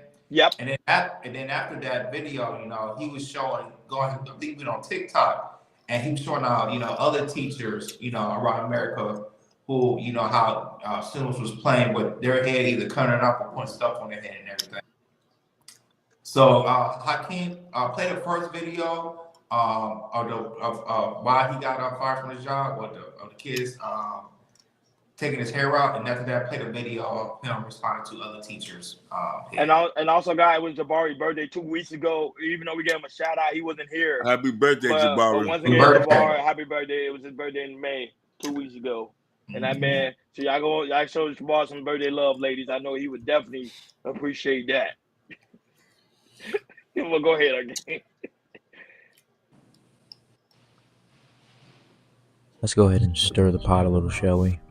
Last Friday, 10 minutes before dismissal time, I decided to live stream my students helping me take my hair out. There was quite the discourse in the chat, which had people saying this was inappropriate and other people saying this was completely fine. There was nothing wrong with what I was doing and people were just making it weird. So of course I had to bring this issue to the big stage. I would like to represent myself in this case, Your Honor, if I may. Number one, for a little context, I had a hair appointment immediately after school and I needed my hair taken out beforehand. I would have taken it out the night before, but that Friday we had a camera crew coming in to shoot a promotional video and I was one of the ones being interviewed. So I had to look presentable, so I didn't take my hair out. I didn't have the time to do it all myself because it would have taken me forever. So naturally I asked about 4 or 5 of my over 100 best friends to assist me in taking my hair out and they all agreed. Number 2, this was at the end of class. This week we were doing STEM fair presentations. Since it was Friday and all of my students did an excellent job on their STEM fair projects and presentations, I told them if we get one solid presentation in this class, I'll end class a little early and they can have fun and play basketball, darts, or be on their phones or whatever. And during that time, my team would help me take my hair out. A couple of these were students from my class, but others were students from other classes. I wrote all of them a pass at the beginning of the class period, requesting their assistance 10 minutes before dismissal. I told the teachers only send them if all of their work was completed and they had good behavior. They all met the criteria, so 10 minutes before dismissal, they showed up for their job. My next point I'd like to make is if I was a female teacher, those people wouldn't be in the comments saying, oh, this is weird, this is inappropriate. Because me personally, I don't think there's anything weird about this. People are saying, oh, that's too intimate. To me, it's literally just hair. It doesn't have to be weird. Some people have never had cool teachers, and it shows. I personally believe that building authentic relationships with students is paramount in being an effective teacher. I make sure my students know and can feel that I care about them beyond the schoolwork and all the stuff that I have to make them do. I take the time to get to know my students outside of academics, because caring for the whole child is what's important. Some of these students have been with me since I was a substitute 4 years ago. They see me as a big brother or a father figure, as some of them say. And me, I don't want kids of my own, so all of these kids are literally my children. And in case you're wondering about their parents, most of them follow me on social media and always talk about my videos with their kids. They always tell me that they're so grateful that their kids have someone like me in their life. And my admin, they're well aware of my social media presence and they love my videos. To me, this is just another wholesome moment that I'm having with my kids that I was fortunate enough to catch on film. Since I'm a science teacher, one thing that I teach my students about is symbiosis. Symbiosis deals with the relationships between organisms. The type of relationship that I like to foster in my class is mutualism, or mutualistic relationship, which means both organisms benefit from the exchange. I ain't gonna lie, I felt kind of creeped out about it. I ain't gonna hold you, but go ahead. What's got you pissed off today? I'll start. This is your sign to bedazzle your teacher's head. Roll the clip.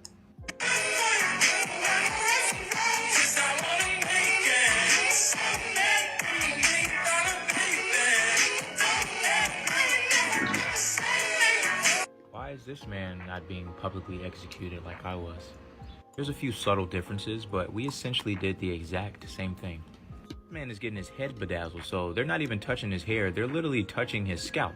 I have a teacher with students in close proximity to him. He's clearly a good teacher. He's clearly built a bond with these students. They feel comfortable with him, similar to me.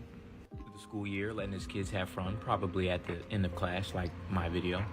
Students' faces are shown in the video. It's all over the internet. Working arduously to try to find everything to destroy this man, like y'all did. Why are we not dragging this man through the mud like I was dragged through the mud? What's got you pissed off today? I'll start. Before someone says it, everything that y'all tried to dig up about me was cap. I addressed every single thing that y'all tried to dig up about me to try to fit this narrative that I'm a monster. None of it held weight, and I addressed every single one of it. I've been transparent this entire time. I was never texting my students. People saw a video of me reading messages from my phone and automatically assumed that I was texting my students. They were emails, and I was reading my work email from my personal device. Next. Oh, he was shooting a shot. He shot a shot at a high school girl. Since when does joining a viral trend along with millions of other TikTok users equate to shooting your shot at someone? Since when does stitching someone's video and joining a trend equate to shooting your shot at someone? Next. Lastly, I don't know how the internet found out I was fired before I did. How does that work? That's exactly why we can't just see things on the internet and just take it and run with it. When you assume, you make an ass out of yourself. Which brings me back to the question, why do we not have this same energy with this teacher here?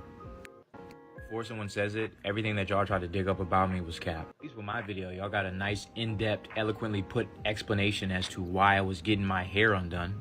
I'm just gonna go ahead and say it. I firmly believe that I was attacked. And let me add this in here, mainly attacked by my own community. I was attacked by my own community for the most part. But anyway, I firmly believe that I was attacked because I'm a young, handsome black man. People who watched this video and thought anything weird or anything suggestive saw me, was attracted to me. I got tattoos, I got an attractive energy, attractive aura. You could sense that through the video. And since you could sense that attractiveness, or since you were attracted to me, you projected your own thoughts and ideologies and traumas and experiences onto me and my children. And that is a hill I'm willing to die on 1,000% of the time. What else could it be? We got Peter Pan here essentially doing the exact same thing that I did, but he's not being attacked.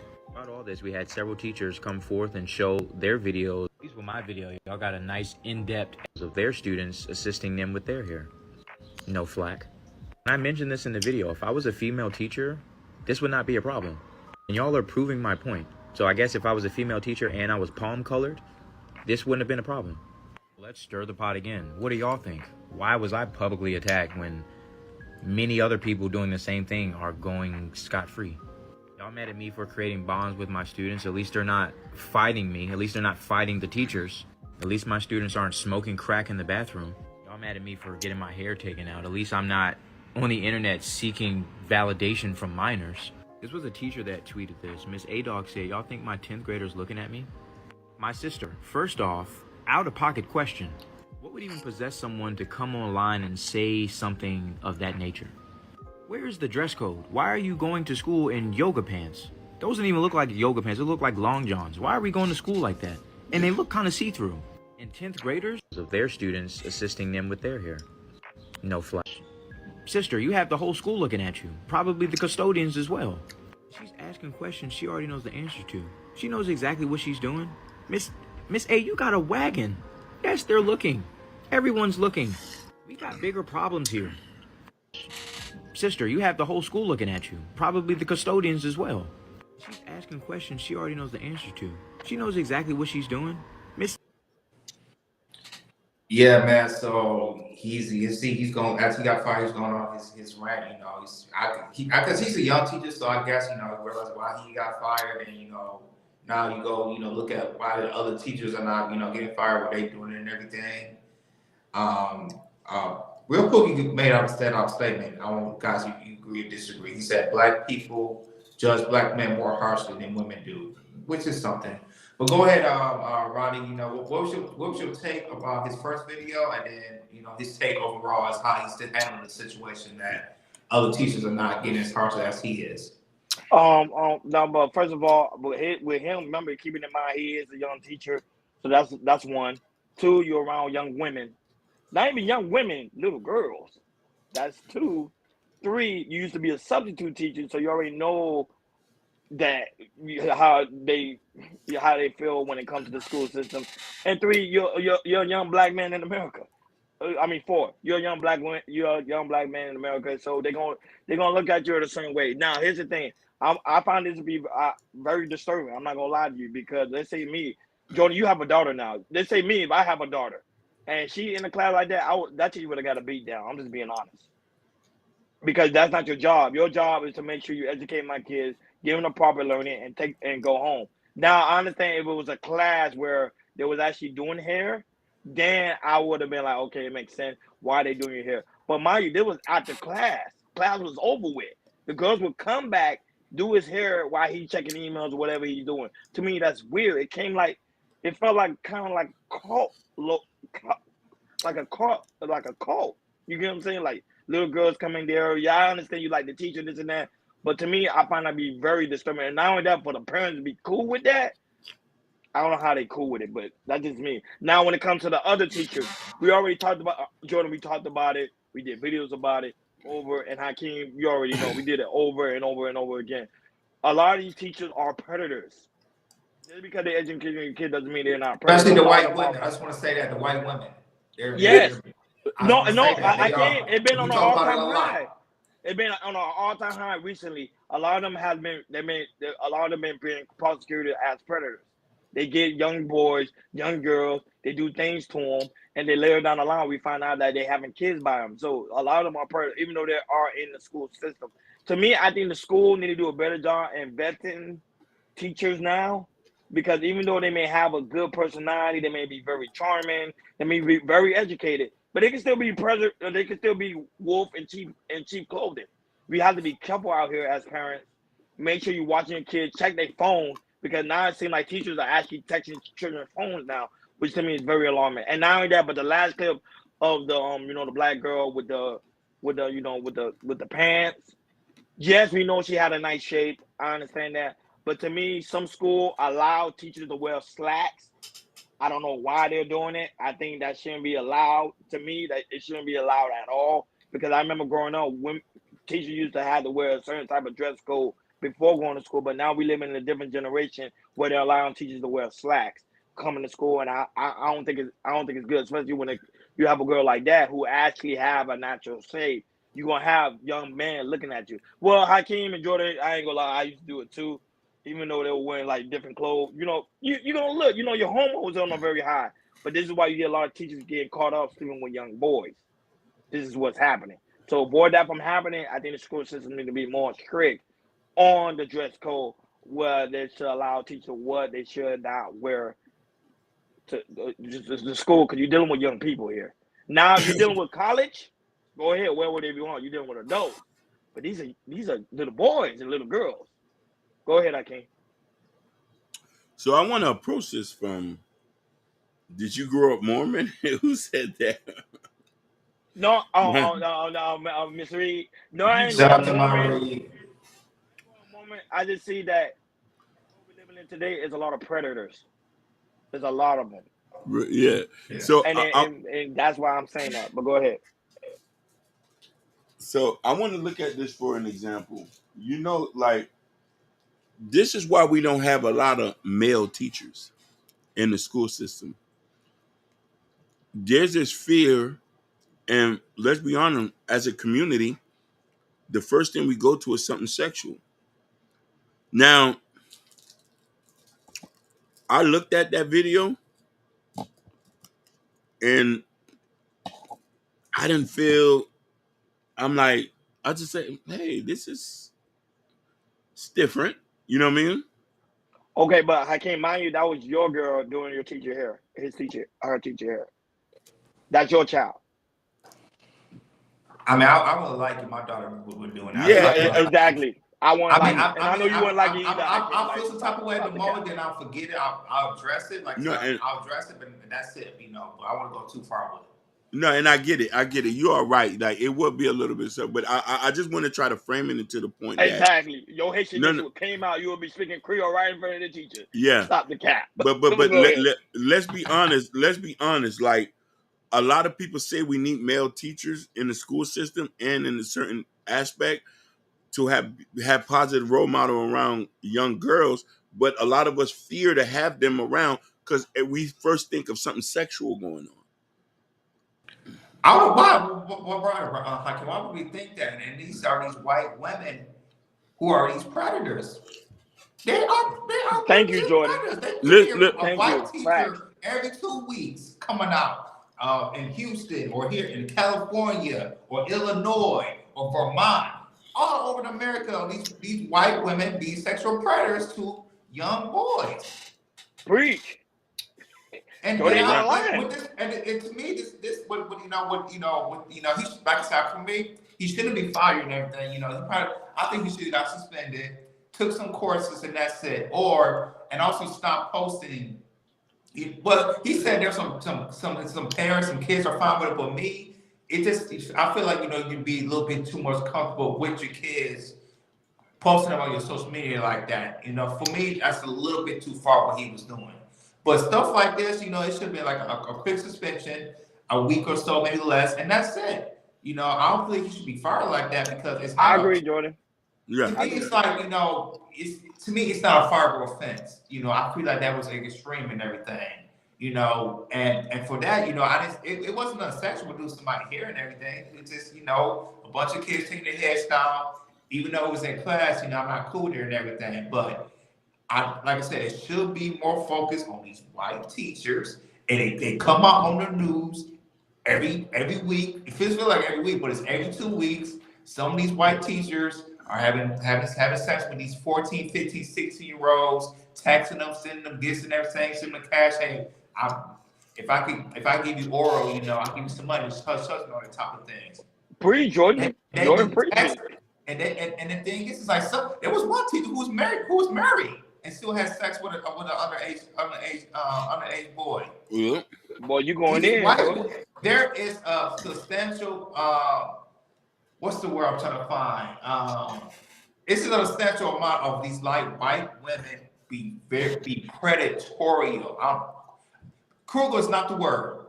I will say Kruger. Kruger is not the word. They are predatoring these kids, and to me, it's like we need to speak more about that. Speak more and watch these teachers, because especially these white teachers, because it looks like I'm gonna say it's a epidemic of these white teachers, predators. Go ahead. Mimi said we are so stuck in the mindset if we talk about it, they're gonna go out and do it. Well, newsflash, not talking about it isn't gonna stop these babies. They just be ignorant. I'm gonna have to Nobody can highlight Sugar Bun comments. You like, why y'all sexualize everything? Now the hairdresser can even ask you to touch. I'm being listen. It's the true fact. The matter is, if you see a man with a little girl or a young woman, the first thought in your mind is he's gonna take her back and bend her over. Yo, I get in your mind, man. You tripping? I'm being real. Like a lot of people think that. You know what I'm trying to say? I tell you a story. Mm-hmm. You know, I come off as a big brother at times. So I was at a particular job where I had these two young girls come sit by me and had lunch with me. The older women in there said, "Oh, you like them young things." And they were saying, "You're nasty for that." But that was just crazy. That was a bad analogy, though. I can't. But I'm just saying, I wasn't talking to them. I used to talk to them about guys and give them advice. Okay, I just want a question. How big was that woman? She was a little bit overweight. Okay, okay. Hey, no. I love my big women. No, we're not going there. I love. Listen, I was going to say I'm done. I'm done. Listen, not saying we listen. We like listen. We like a frumpy pumpy too. We roll the bell peppers over. They get rolled over just as well. You know what I mean? But I'm just saying they. You know what I mean? The first thought came in their mind was that, hey, something sexual is going to go on. I'm going to take advantage of these young girls. You know what I mean? And when I just being a big brother to them, I'll say, yeah, don't do this, don't do that. Hey, can we sit with you, Hakeem? I'm having my Pasami on ride by myself. No, but I'm saying when it comes to girls, that was saying when it comes to girls and boys, little boys, and to me, I like Mimi comments. To me in the comments, she said, everything starts at home. Boundaries starts at home. Parents supposed to be educating your kids on how to set boundaries. Hey, the teacher is telling you to do this. No, we don't do that because my parents won't allow it. You know what I'm saying? So I'm saying, like, you know, to me, I felt uncomfortable. If I was a parent, I would have been feeling very uncomfortable if I seen my daughter doing her teacher's hair. I'm like, hey, yo, how much you get paid? You need to go get a hairdresser. Hell, I got a hairdresser that does my hair. So you can go ahead and get one, homie. If you need the money, just let me know. I'll give you the money. Because my daughter ain't doing your hair. That ain't happening. The only hair she gonna be doing is either her mom's hair or her sister's hair. That's it. And probably my hair. She can just do my hair if she's really good at it. No, I'm just saying. Because you know, it's your baby girl. It's your boy. You know what I'm saying? You gotta protect them at all costs. Because like Jordan said, there is a lot. There is predators everywhere. And they're coming from the I can say this. I could literally do one topic every 3 days of the show, and I can find a woman being predatorial to a young man. Most definitely. and then Sugar Mom say, why are we sexualizing everything? Sugar Mom, you know there was a recent story that went viral of a woman shopping at Whole Foods, and the guy literally put his Johns out and masturbated on the girl's back. And ejaculated on him, yep. This is Whole Foods. Which is we live in a society today, everything's sexualized. So that's why you got to be careful. That's why everything goes to sex. Because mind you, a woman came to go grocery shopping without a guy jacking off on her back. That's crazy. And took off running. Ooh, child. But that's the story. That's the conversation people don't want to have because those are like really, really sensitive conversations. I would say, sir, I get it. I get it. Yeah, but I can't. That was crazy. Mind you, going grocery shopping at Whole Foods. Mind you, your wife or your girl going to grocery shopping at Whole Foods and a guy randomly coming from her back and then just mad. You get what I'm saying? On her back. That's crazy. That's crazy. Did they arrest him? No, he took off running. Natasha Vince said how long he was standing there. She said he was just normally grocery shopping. He had a shopping cart. He had I don't know, Jordan have the story, but we could cover it. But he has he have a basket, and she was just literally walking around. But she thought it was just a normal guy, like, you know, she thought it was nothing bothered. He's just normal guy with a basket in his hand. And then later that night, she felt something was on her back. She said something wet, and I'm like, what is she talking about? And look at Hakeem, he's shaking his head. Hakeem got nasty thoughts, man. Shout out to Liberated Souls in the building. Hakeem, you got nasty stuff. Liberated Soul was good. Hey, Hakeem, want to laugh? I do, man. It's wild, man. Yeah, it is. But yeah, any final thoughts about the teacher? We'll move on to the next one. I don't got none. Okay, all right, on to the next topic. Oh, let's talk about this because this delusional woman. See, this young woman says she does not consider herself black because she doesn't behave like a black people. She said, I consider myself a white person. Just because I guess how she acts and how she talk white and everything. Go ahead, Hakeem, play this delusional video and we're going to talk about this delusional woman. Myself as a black person, I consider myself as white person. Why? Because I don't act like black people, I don't talk like black people, I don't sing like black people, I don't do that stuff that black people do. I do more stuff like white people. So I don't consider myself as a black person. I consider myself as a white person. And that's on period point blank. I don't care what nobody says. Like, I consider myself as a white. I do not consider myself as a black person. I consider myself as white person. Why? Because Hey, I hear they say they try not to laugh at the story of what I was talking about, the woman at the grocery store. Because it's funny. I was laughing too. I was like... It is. I know it's a serious thing. I ain't trying to laugh, but she's African. She is African. She is. That's the first thing I said. I'm like, that's what I said. When she started talking, I said, "Oh yeah, she's African." Well, go ahead, y'all got any take on it? Go ahead, Hakeem. No, I think she got picked on.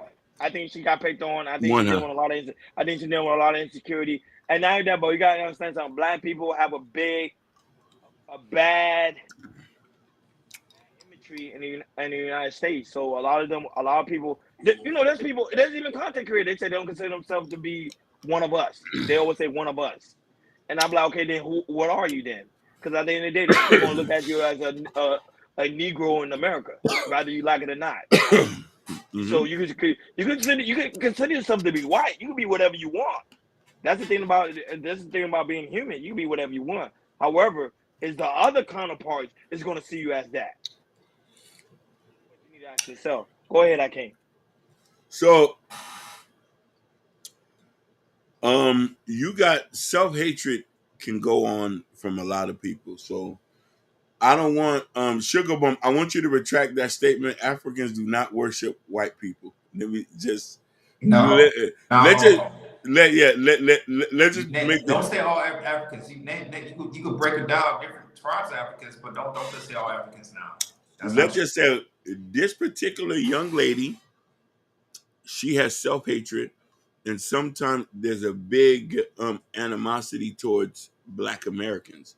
When she spoke, she was referencing Black Americans. You know what I mean? So I feel sorry for her. Whatever her life got her to that point. It's sad to say that. I hope she was trolling, but this is not something you want to present in the world, because you'll be ever branded a Sambo. Hold on. Before you go, Jordan, what is a Sambo? I never heard that before. It's kind of like a coon, but they instead of it's a difference. Like with coons, they like white people, but when it comes to the Sambo, they'll dance, they'll tap dance for the white people. They'll do anything. Oh, thank God, I never heard that. I never heard that before. Yeah. I was laughing. But go ahead, Jordan. Yeah. Yeah, for me, yeah, she's definitely African. I definitely, African that they go through colonialism for hundreds and hundreds of years and everything. And when it comes to America and everything, they probably see a certain type of Black people, they might act hood, or another certain type of Black people who's in a higher class, who talks proper and everything. And I feel like she saw a group of batch of Black people, and she said, I don't like this, they nasty and everything. And then, like I said, also she got picked on the color of her skin and everything, and probably changed her mindset. If I get a white zaddy, zaddy won't treat me like that. Looking at a white people as a higher status and everything, and you try to be cool with them and everything, but the thing is, they'll never look at you as a white person that's gonna cover your skin and everything. So some young African some young African women like her, they like I said, they do look at they turn their back on Black America. They'll like Black Americans and everything.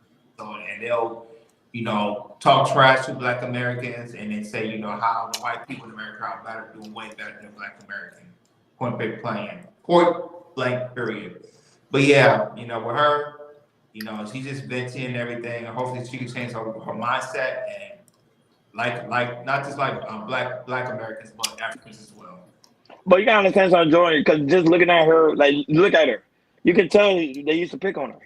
I can feel her energy, like the way she's talking. Like she's like, I want to consider myself with them. She probably went to an all-Black school, probably in the hood. And they picking at her, they're making fun of her. So that's what I said. I get it. Not all the time there was self-hatred. It's just because they've been picked on so much. And at some point you're like, man, I don't want to be around these ends. So that's what I said. I understand where she's coming from, because at one point I was thinking the same way for myself. But I never consider myself to be white. But at the same time, you don't want to affiliate yourself with people like that, because you be like, man, these are the same people that making fun of me. These are the same people that's picking on me. They talking about, hey, they don't know how to wear I look. They don't like my hair or this and that. So you never know you never know what a woman goes through unless she tells you. Yeah. No, Sugar Mom, she wasn't ugly, but you already know, growing up in the hood, they call everything that's pretty ugly. They just it's the hood. No, she was a beautiful thing, but like if you're different, you're gonna get picked on. Right. And she's African, so just imagine what that girl went through growing up. Yeah. Mm-hmm. Coming from overseas, going to the hood, and you're like, oh, look at this African woman. She thinks she's better. You never know. So she's like, okay, cool. I'm white then. Sussy Boss said, why Ronnie get bullied? Oh, man, no, because I was Haitian. Same here. Haitian growing up, especially in Miami, a lot of them got bullied. It's not into the Zopound did what they did. That put Haitian on the map in Miami. But also remember, me and Roni didn't stay on the Haitian side. We stayed on the Black American side. That is correct. So let's not get it twisted. The bullying was constant. And then our parents used to dress her up a certain way. Like turf shoes and socks. I was a prime example of it. Matter of fact, if I could go get one of my baby pictures, I got the button-up shirt with the pants and the belt, Yeah. with the sock. I had my clothes tailored going to school. No, shiesty about it's for real. We're not even bullshitting. It's for real. That's Yeah, I not heard. even Yeah, I playing. used to I'll heard be you lying fight. to you and No, telling he you I ain't used to that. lying, fight but every day. Every day I Yeah, used to fight. every day. I used to hear Listen, stories. yeah, A couple people that was Haitian, like lived there, they used to tell stories like when they was, being elementary. constant bullying, Yeah, constant xenophobia. that Oh, surprised me. That was, I mean, come from Michigan, from Florida, that really surprised me. Everything. yeah. You Wow, eat cat. You eat cat. You got you do AIDS. voodoo. You You got do AIDS. voodoo. All this stuff, bro. Why your Hakeem used to stay fighting. yeah, We used to yeah, yeah. stay fighting. Wait, fight. Why your food smell like that? Like I'm a real Haitian. We're real Haitians. Like real, like I'm Ronnie had no jeans and flip flop. flip flop. Like real Haitian. Listen. I'm real Haitian. That I went to a church called Notre Dame, which was in Little Haiti in the 80s when you first came in. Most people went there. So you got to understand something. When people don't understand the culture, they'll pick on you. And being level-headed, we understand that these are kids, and sometimes kids don't understand that. Yeah. That's what I'm saying. It's just these are kids, and that's what I'm saying. They mimic whatever's on TV. And I always tell you, they mimic whatever on TV. But then when you get older, then you realize, okay, it's true that. But Haitian now got a lot of respect, so people don't really mess up with the Haitian as much because, like I say, because of the Zoe Pound, and you see Haitian people, they all over the United States doing great things. So they got that respect. But back then, it was tough. I mean, some guys couldn't get women. They were playing sports, couldn't get women. Boy, I promise you, not into the Zoe Pound. If I do research on the Zoe Pound in Miami, y'all will see what we're talking about. If I ever have a time, go on YouTube, watch a documentary on the Zoe Pound in Miami, you'll see where we're coming from. They put the Haitian on the map. They took over Miami after the Cocaine Cowboys. Nobody didn't mess with no Haitian people at all because they was afraid. They were like, we don't know where they with the Zoe Pound. I can't tell you the story. They were like, we don't know you, the Zoe Pound and this and that. Yeah. Basically. Yeah, and if you think I'm lying, because a lot of people in the chat know Poppy Blanco. If you talk to Poppy Blanco, he'll tell you. He's from Miami. He'll tell you. He'll be like, don't mess with them Zoes. Them Zoes was like serious back then. So that's pretty much it. Jordan, I don't know if you have a final topic as we get ready to wind down. Yes, I do. I have a final topic today, and we're going to talk about Joe Biden. So you guys don't know, he went to Morehouse this weekend, and they awarded him the honorary degree. I have no idea. But Joe Biden's trying to do, he's trying to pander to the black community, went to Morehouse, and talk to the students. And a lot of black students turned their back against Joe Biden. You heard great light claps when he came and everything. A lot of black students, they didn't want Joe Biden there. They know what the hell he was doing, and trying to get a black vote, especially with the young black folks and everything. So, that being said, we have 2 videos of him being at Morehouse talking, and after that, we're gonna chop it up. Go ahead, Hakeem.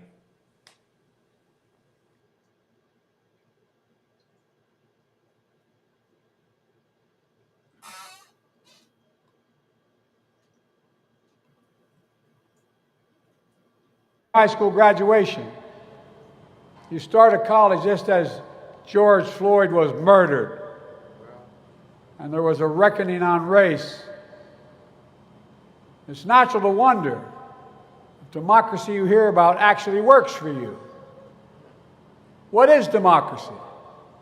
If black men are being killed in the street, what is democracy? Betrayal of broken promises still leave black communities behind. What is democracy? You have to be 10 times better than anyone else to get a fair shot. And most of all, what does it mean, as we've heard before, to be a black man who loves his country, even if it doesn't love him back in equal measure? You missed your high school graduation. You started college just as George Floyd. A day earned, not given. We gather on this Sunday morning Because if we're in church, perhaps it would be this reflection. It would be a reflection about resurrection and redemption. Remember, Jesus was buried on Friday, and it was Sunday. On Sunday, he rose again. But we don't talk enough about Saturday, when his disciple joy, a day earned, not. Yeah, you can see some black students like, I ain't trying to hear this, man. Why is he there? Why is he there? But you gonna hear a lot of Joe Biden go more historical black colleges, and also and her vice president Kamala Harris. You gonna see they're gonna try to go around in some of these small black neighborhoods, go to these colleges and try to get the black vote and everything. But just like I said, the millennials, especially Generation Zs, they are very, very smart, and they see what you're not doing for this country with Joe Biden. And we talk about this all the time, here on KS Sports Radio. So go ahead, Hakeem, man. What's your take on Mr. Joe Biden going to trying to get the black vote? Whoever ordered that needs to be fired. Whoever invited him, whoever co-signed that needs to be fired. This is the wrong person to do a commencement speech to a bunch of black men. And this is why black men are becoming conservative. Fundamentally, if people do not understand, some of them kids, their fathers suffered from the 94 crime bill. That's correct. Not only, and I want to get that aside. If you see some of these guys' faces in it, not only that, though, the country's upside down. Now, you're talking about things that you have never enforced or did anything within your tenure. You want another election? So now you're going to come talk to a bunch of black men about you went to school when George Floyd was this. Nobody's thinking about George Floyd. We can't afford a loaf of bread, my nigga. Or put gas in the car. Don't get us emotionally into this thing. And you're at Morehouse, all people.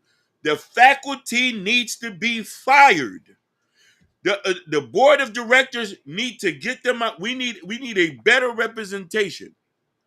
Y'all might not like this. I'd rather would have Trump there. Or Mitt Romney to talk to them young black men as far as this, hey, you want a piece of the pie? You're gonna have to go for it. There's no shortcuts here, and you're black. So it's gonna, you know what I mean? Come on, man. No, Sugar said, what did he tell? Did he tell any lies? Okay. He did tell some lies. You already know. Well, what are some examples? I'm just saying, him being up there is a lie.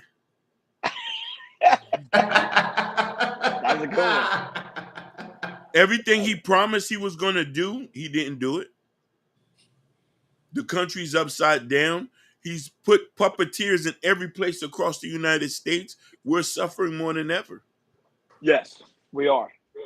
Come on. And then he wants to talk about race and talk about black issues at a college commencement. I'm not deflecting. It doesn't make sense. It does not make sense. These are guys who's going to start their future. You're talking about you're going to have to work 10 times harder. We already know that. This is America. We know ain't no fair shots here. So is that a lie? He's saying we already know that. So it's kind of like he's telling the truth. I think that's what Sugar Bun is coming from. But I'm not. But let's just say that he's pandering. That's what he's doing. He's pandering. Basically. He is pandering, but at the same time, remember, we getting close to election. So he's trying to persuade black voters once again. Kamala Harris, I don't think I noticed it. She was on Earn Your Leisure not too long ago. I watched her while she was on there. I saw some of the stuff she was saying. She's saying the same thing Joe Biden said. How black men need to work much harder. We need black people need to create more opportunity for themselves. The same thing goes like every election. So that's what I'm saying. They only doing this to persuade black voters. But we already know Black men do need to work 10 times harder. Black men do need to do stuff for themselves. Black men do need to create jobs. Black men need to be more innovative. They need to create new things to build up the community and not destroy the community. We talk about that all the time. However, when it comes to like Hakeem said, when it comes to like black young men, remember they just graduated. You still want to make sure that they say, hey, you guys did a great job. I achieved the ultimate goal to have your bachelor, your master's, or your whatever degree or your PhD. You guys reached that totem pole. Now it's time for you guys to go out there and create. That's what he should have said. But telling me they need to work 10 times harder, they're gonna be like, man, I just graduated, man. Now you telling me I need to go out there to go look for a job now? So listen, as he was standing up there, we was depreciating every minute as he was now talking. But it looked like he was sleeping though. One side of the video, it looked like he was like taking a nap while he was standing up. But go ahead, Jordan. Your final take as we get here. I'm sleepy, Joe. I'm sleepy. Anyway, but anyway, I won't be surprised, Joe Biden, when he continues go to the black community. I won't be surprised to say, hey, look what I did with the marijuana. I'm gonna try to legalize marijuana for you guys, especially black folks. I heard about that. I know you like to smoke. Listen to me. I'm trying to legalize it. And for me, I'm gonna try to take a black man who's been in jail for marijuana. We're gonna pardon them, especially if they got 5 or 10 years. We're gonna pardon them and everything. And he will say, look how many black people I took out from jail for marijuana charges and everything. Look what I done to the black people, especially the black man. Look what I did and everything. We ain't falling for the crap, Joe. We're not. Terrible president, man. You go into the Morehouse College, go take the statistics are 10 times harder for the black man. We already know that, Joe Biden. We just don't want to hear from you. Why would we hear from you, Joe Biden? Especially from you. You really don't care about black people like that. Period. You ain't do nothing for the black community. So why would he hear something about statistics about black men from you and you're not doing anything to help us with that, sir? You're not doing nothing. So like I said, I agree. That was a waste of time, waste of money to bring Joe Biden here and everything. And hopefully, any other HBCUs don't do that either. Don't do what Morehouse did. Please don't do what Morehouse did. Howard, Jackson State, Bethune, don't you dare. And don't get Kamala Harris either. None of those two. No way, no how. Until they start sending y'all some money immediately. But he's not going to do that. At least Donald Trump sent some money to the historic black college. Did Joe Biden and Kamala Harris do that? Nope. But they want to say, hey, it's election time, guys. I'm going to go to as many HBCUs as I can so I can speak to these young black men. Black women too, but we need the black men to the vote because a lot of, like I said, it comes down to black men needs to vote for Joe Biden. And Akeem's right. A lot of people, black men turn conservative and they go for Trump and everything. More and more and more. So Joe's not done. You're gonna see him and come out and go other maybe not other black HBCUs, but other black communities and everything. Might have a route so you get the black man vote. But the thing is, Joe Biden, we're smart. Until you do something for us, we ain't trying hearing it, and a lot of black men are not gonna vote for you. Period. And that being said, guys, make sure you like, share, and subscribe, and make sure you hit that notification bell on the right hand side. Remember to click all because we do go live each and every Monday, Wednesday, Friday, 6 o'clock Eastern time.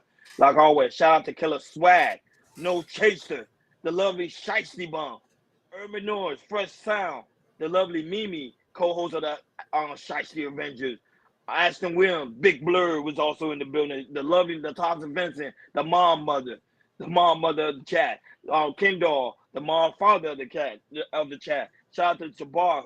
A happy later birthday again, Jabbar. Hope you really enjoy yourself, my brother. Shout out to Eric.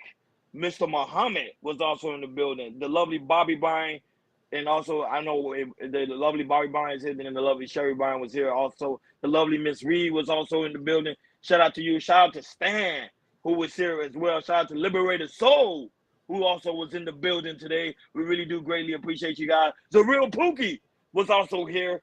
Victor was also in the building. We really do greatly appreciate it. Gore, you know I can't forget you. Shout out to you, big dog. Shout out to Jet send me out, even though he's not here. Hakeem and Joy, he told me he'd be watching from the cloud because he been working really late, so he's not able to catch us on the live, but he do be watching us on the live on the replay, and also he does watch us at his job, but he's just not able to tap in the chat. So that's why I gave him a shout out.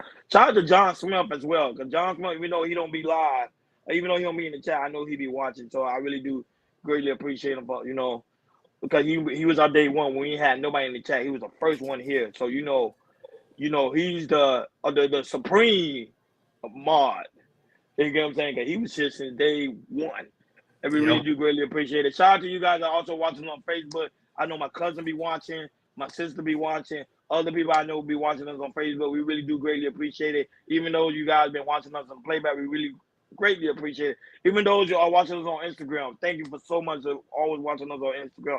Kid, also Twitch. Remember, we're about to go live pretty soon on Rumble, TikTok, and also Twitter. I can't wait for that when we actually launch those. It's going to be amazing. I don't know y'all know, but we already out over 2,000 videos. Yes. 2,000 videos, big dog. We do. Hey, we don't stop. Video on We put in the work. We put in the work. 2,000 video on YouTube, 1,000 video on Instagram. We got videos on Rumble. We got audio on Spotify, Apple. Yeah. God, we put in the work. The work is there. Mm-hmm. The work is there. So I think we all over at this point. So, there's some people that been in YouTube a very long time don't even have 2,000 videos. So for us to put in the shorts, the editing, all that stuff, so God, we put in the work, you know what I'm saying? So now I always tell some people, I learned that from DJ Academic, No Jumper, and also DJ Vlad. And also the king of YouTube. I can't hold him. You already know Mr. Beast. He always say, hey, drop the content. No matter people watch it or not, just drop the content. So if you're a content creator, people ain't watching videos, it's fine, it's okay. Drop the content. Because pretty soon it's going to pick up. And I realized too, Hakeem, quick before we leave, Earn Your Leisure, I went back and watched one of their old videos. It kind of show you their humble beginning. Bro, they was at like condos and stuff. Yeah. Before they got into the studio. So people always focus on where they at now. No, go way back to their humble beginning. And people still go back and watch it. Yeah. So I'm telling you, you always go back and watch Kevin Samuels, Fresh and Fit. Always go back to their humble beginning because it brings you back like, damn, these guys were living in their apartments. Hey, I go back on humble beginnings. We just do straight audio. Yep. Straight audio. Shout out to Ruthless Truth. He's also in the building. I know I'm a simp. I told you I simp for women. So you already know. But at the same time, guys, make sure you go to KR Culture Radio Community Tab. In the Community Tab, there's a KR Culture Radio t-shirt where Jordan has on. You can't show me because my Wi-Fi is tripping. The KR Culture Radio hat, the KR Culture Radio pumpy mug, and also Prince King book, Black Love is in my hands, but I can't show it because my Wi-Fi is tripping. So guys, come over here, support the platform. We really do greatly appreciate it. Like always, guys, we love you guys. Thank you for tuning in to KR Culture Radio. I know sometimes people can't catch it on the live stream. That's why we chop out the video so you guys can go back and watch our favorite moments. That's the only reason we do it. We do it for you guys. Thank you for tuning in. We over and out. Peace.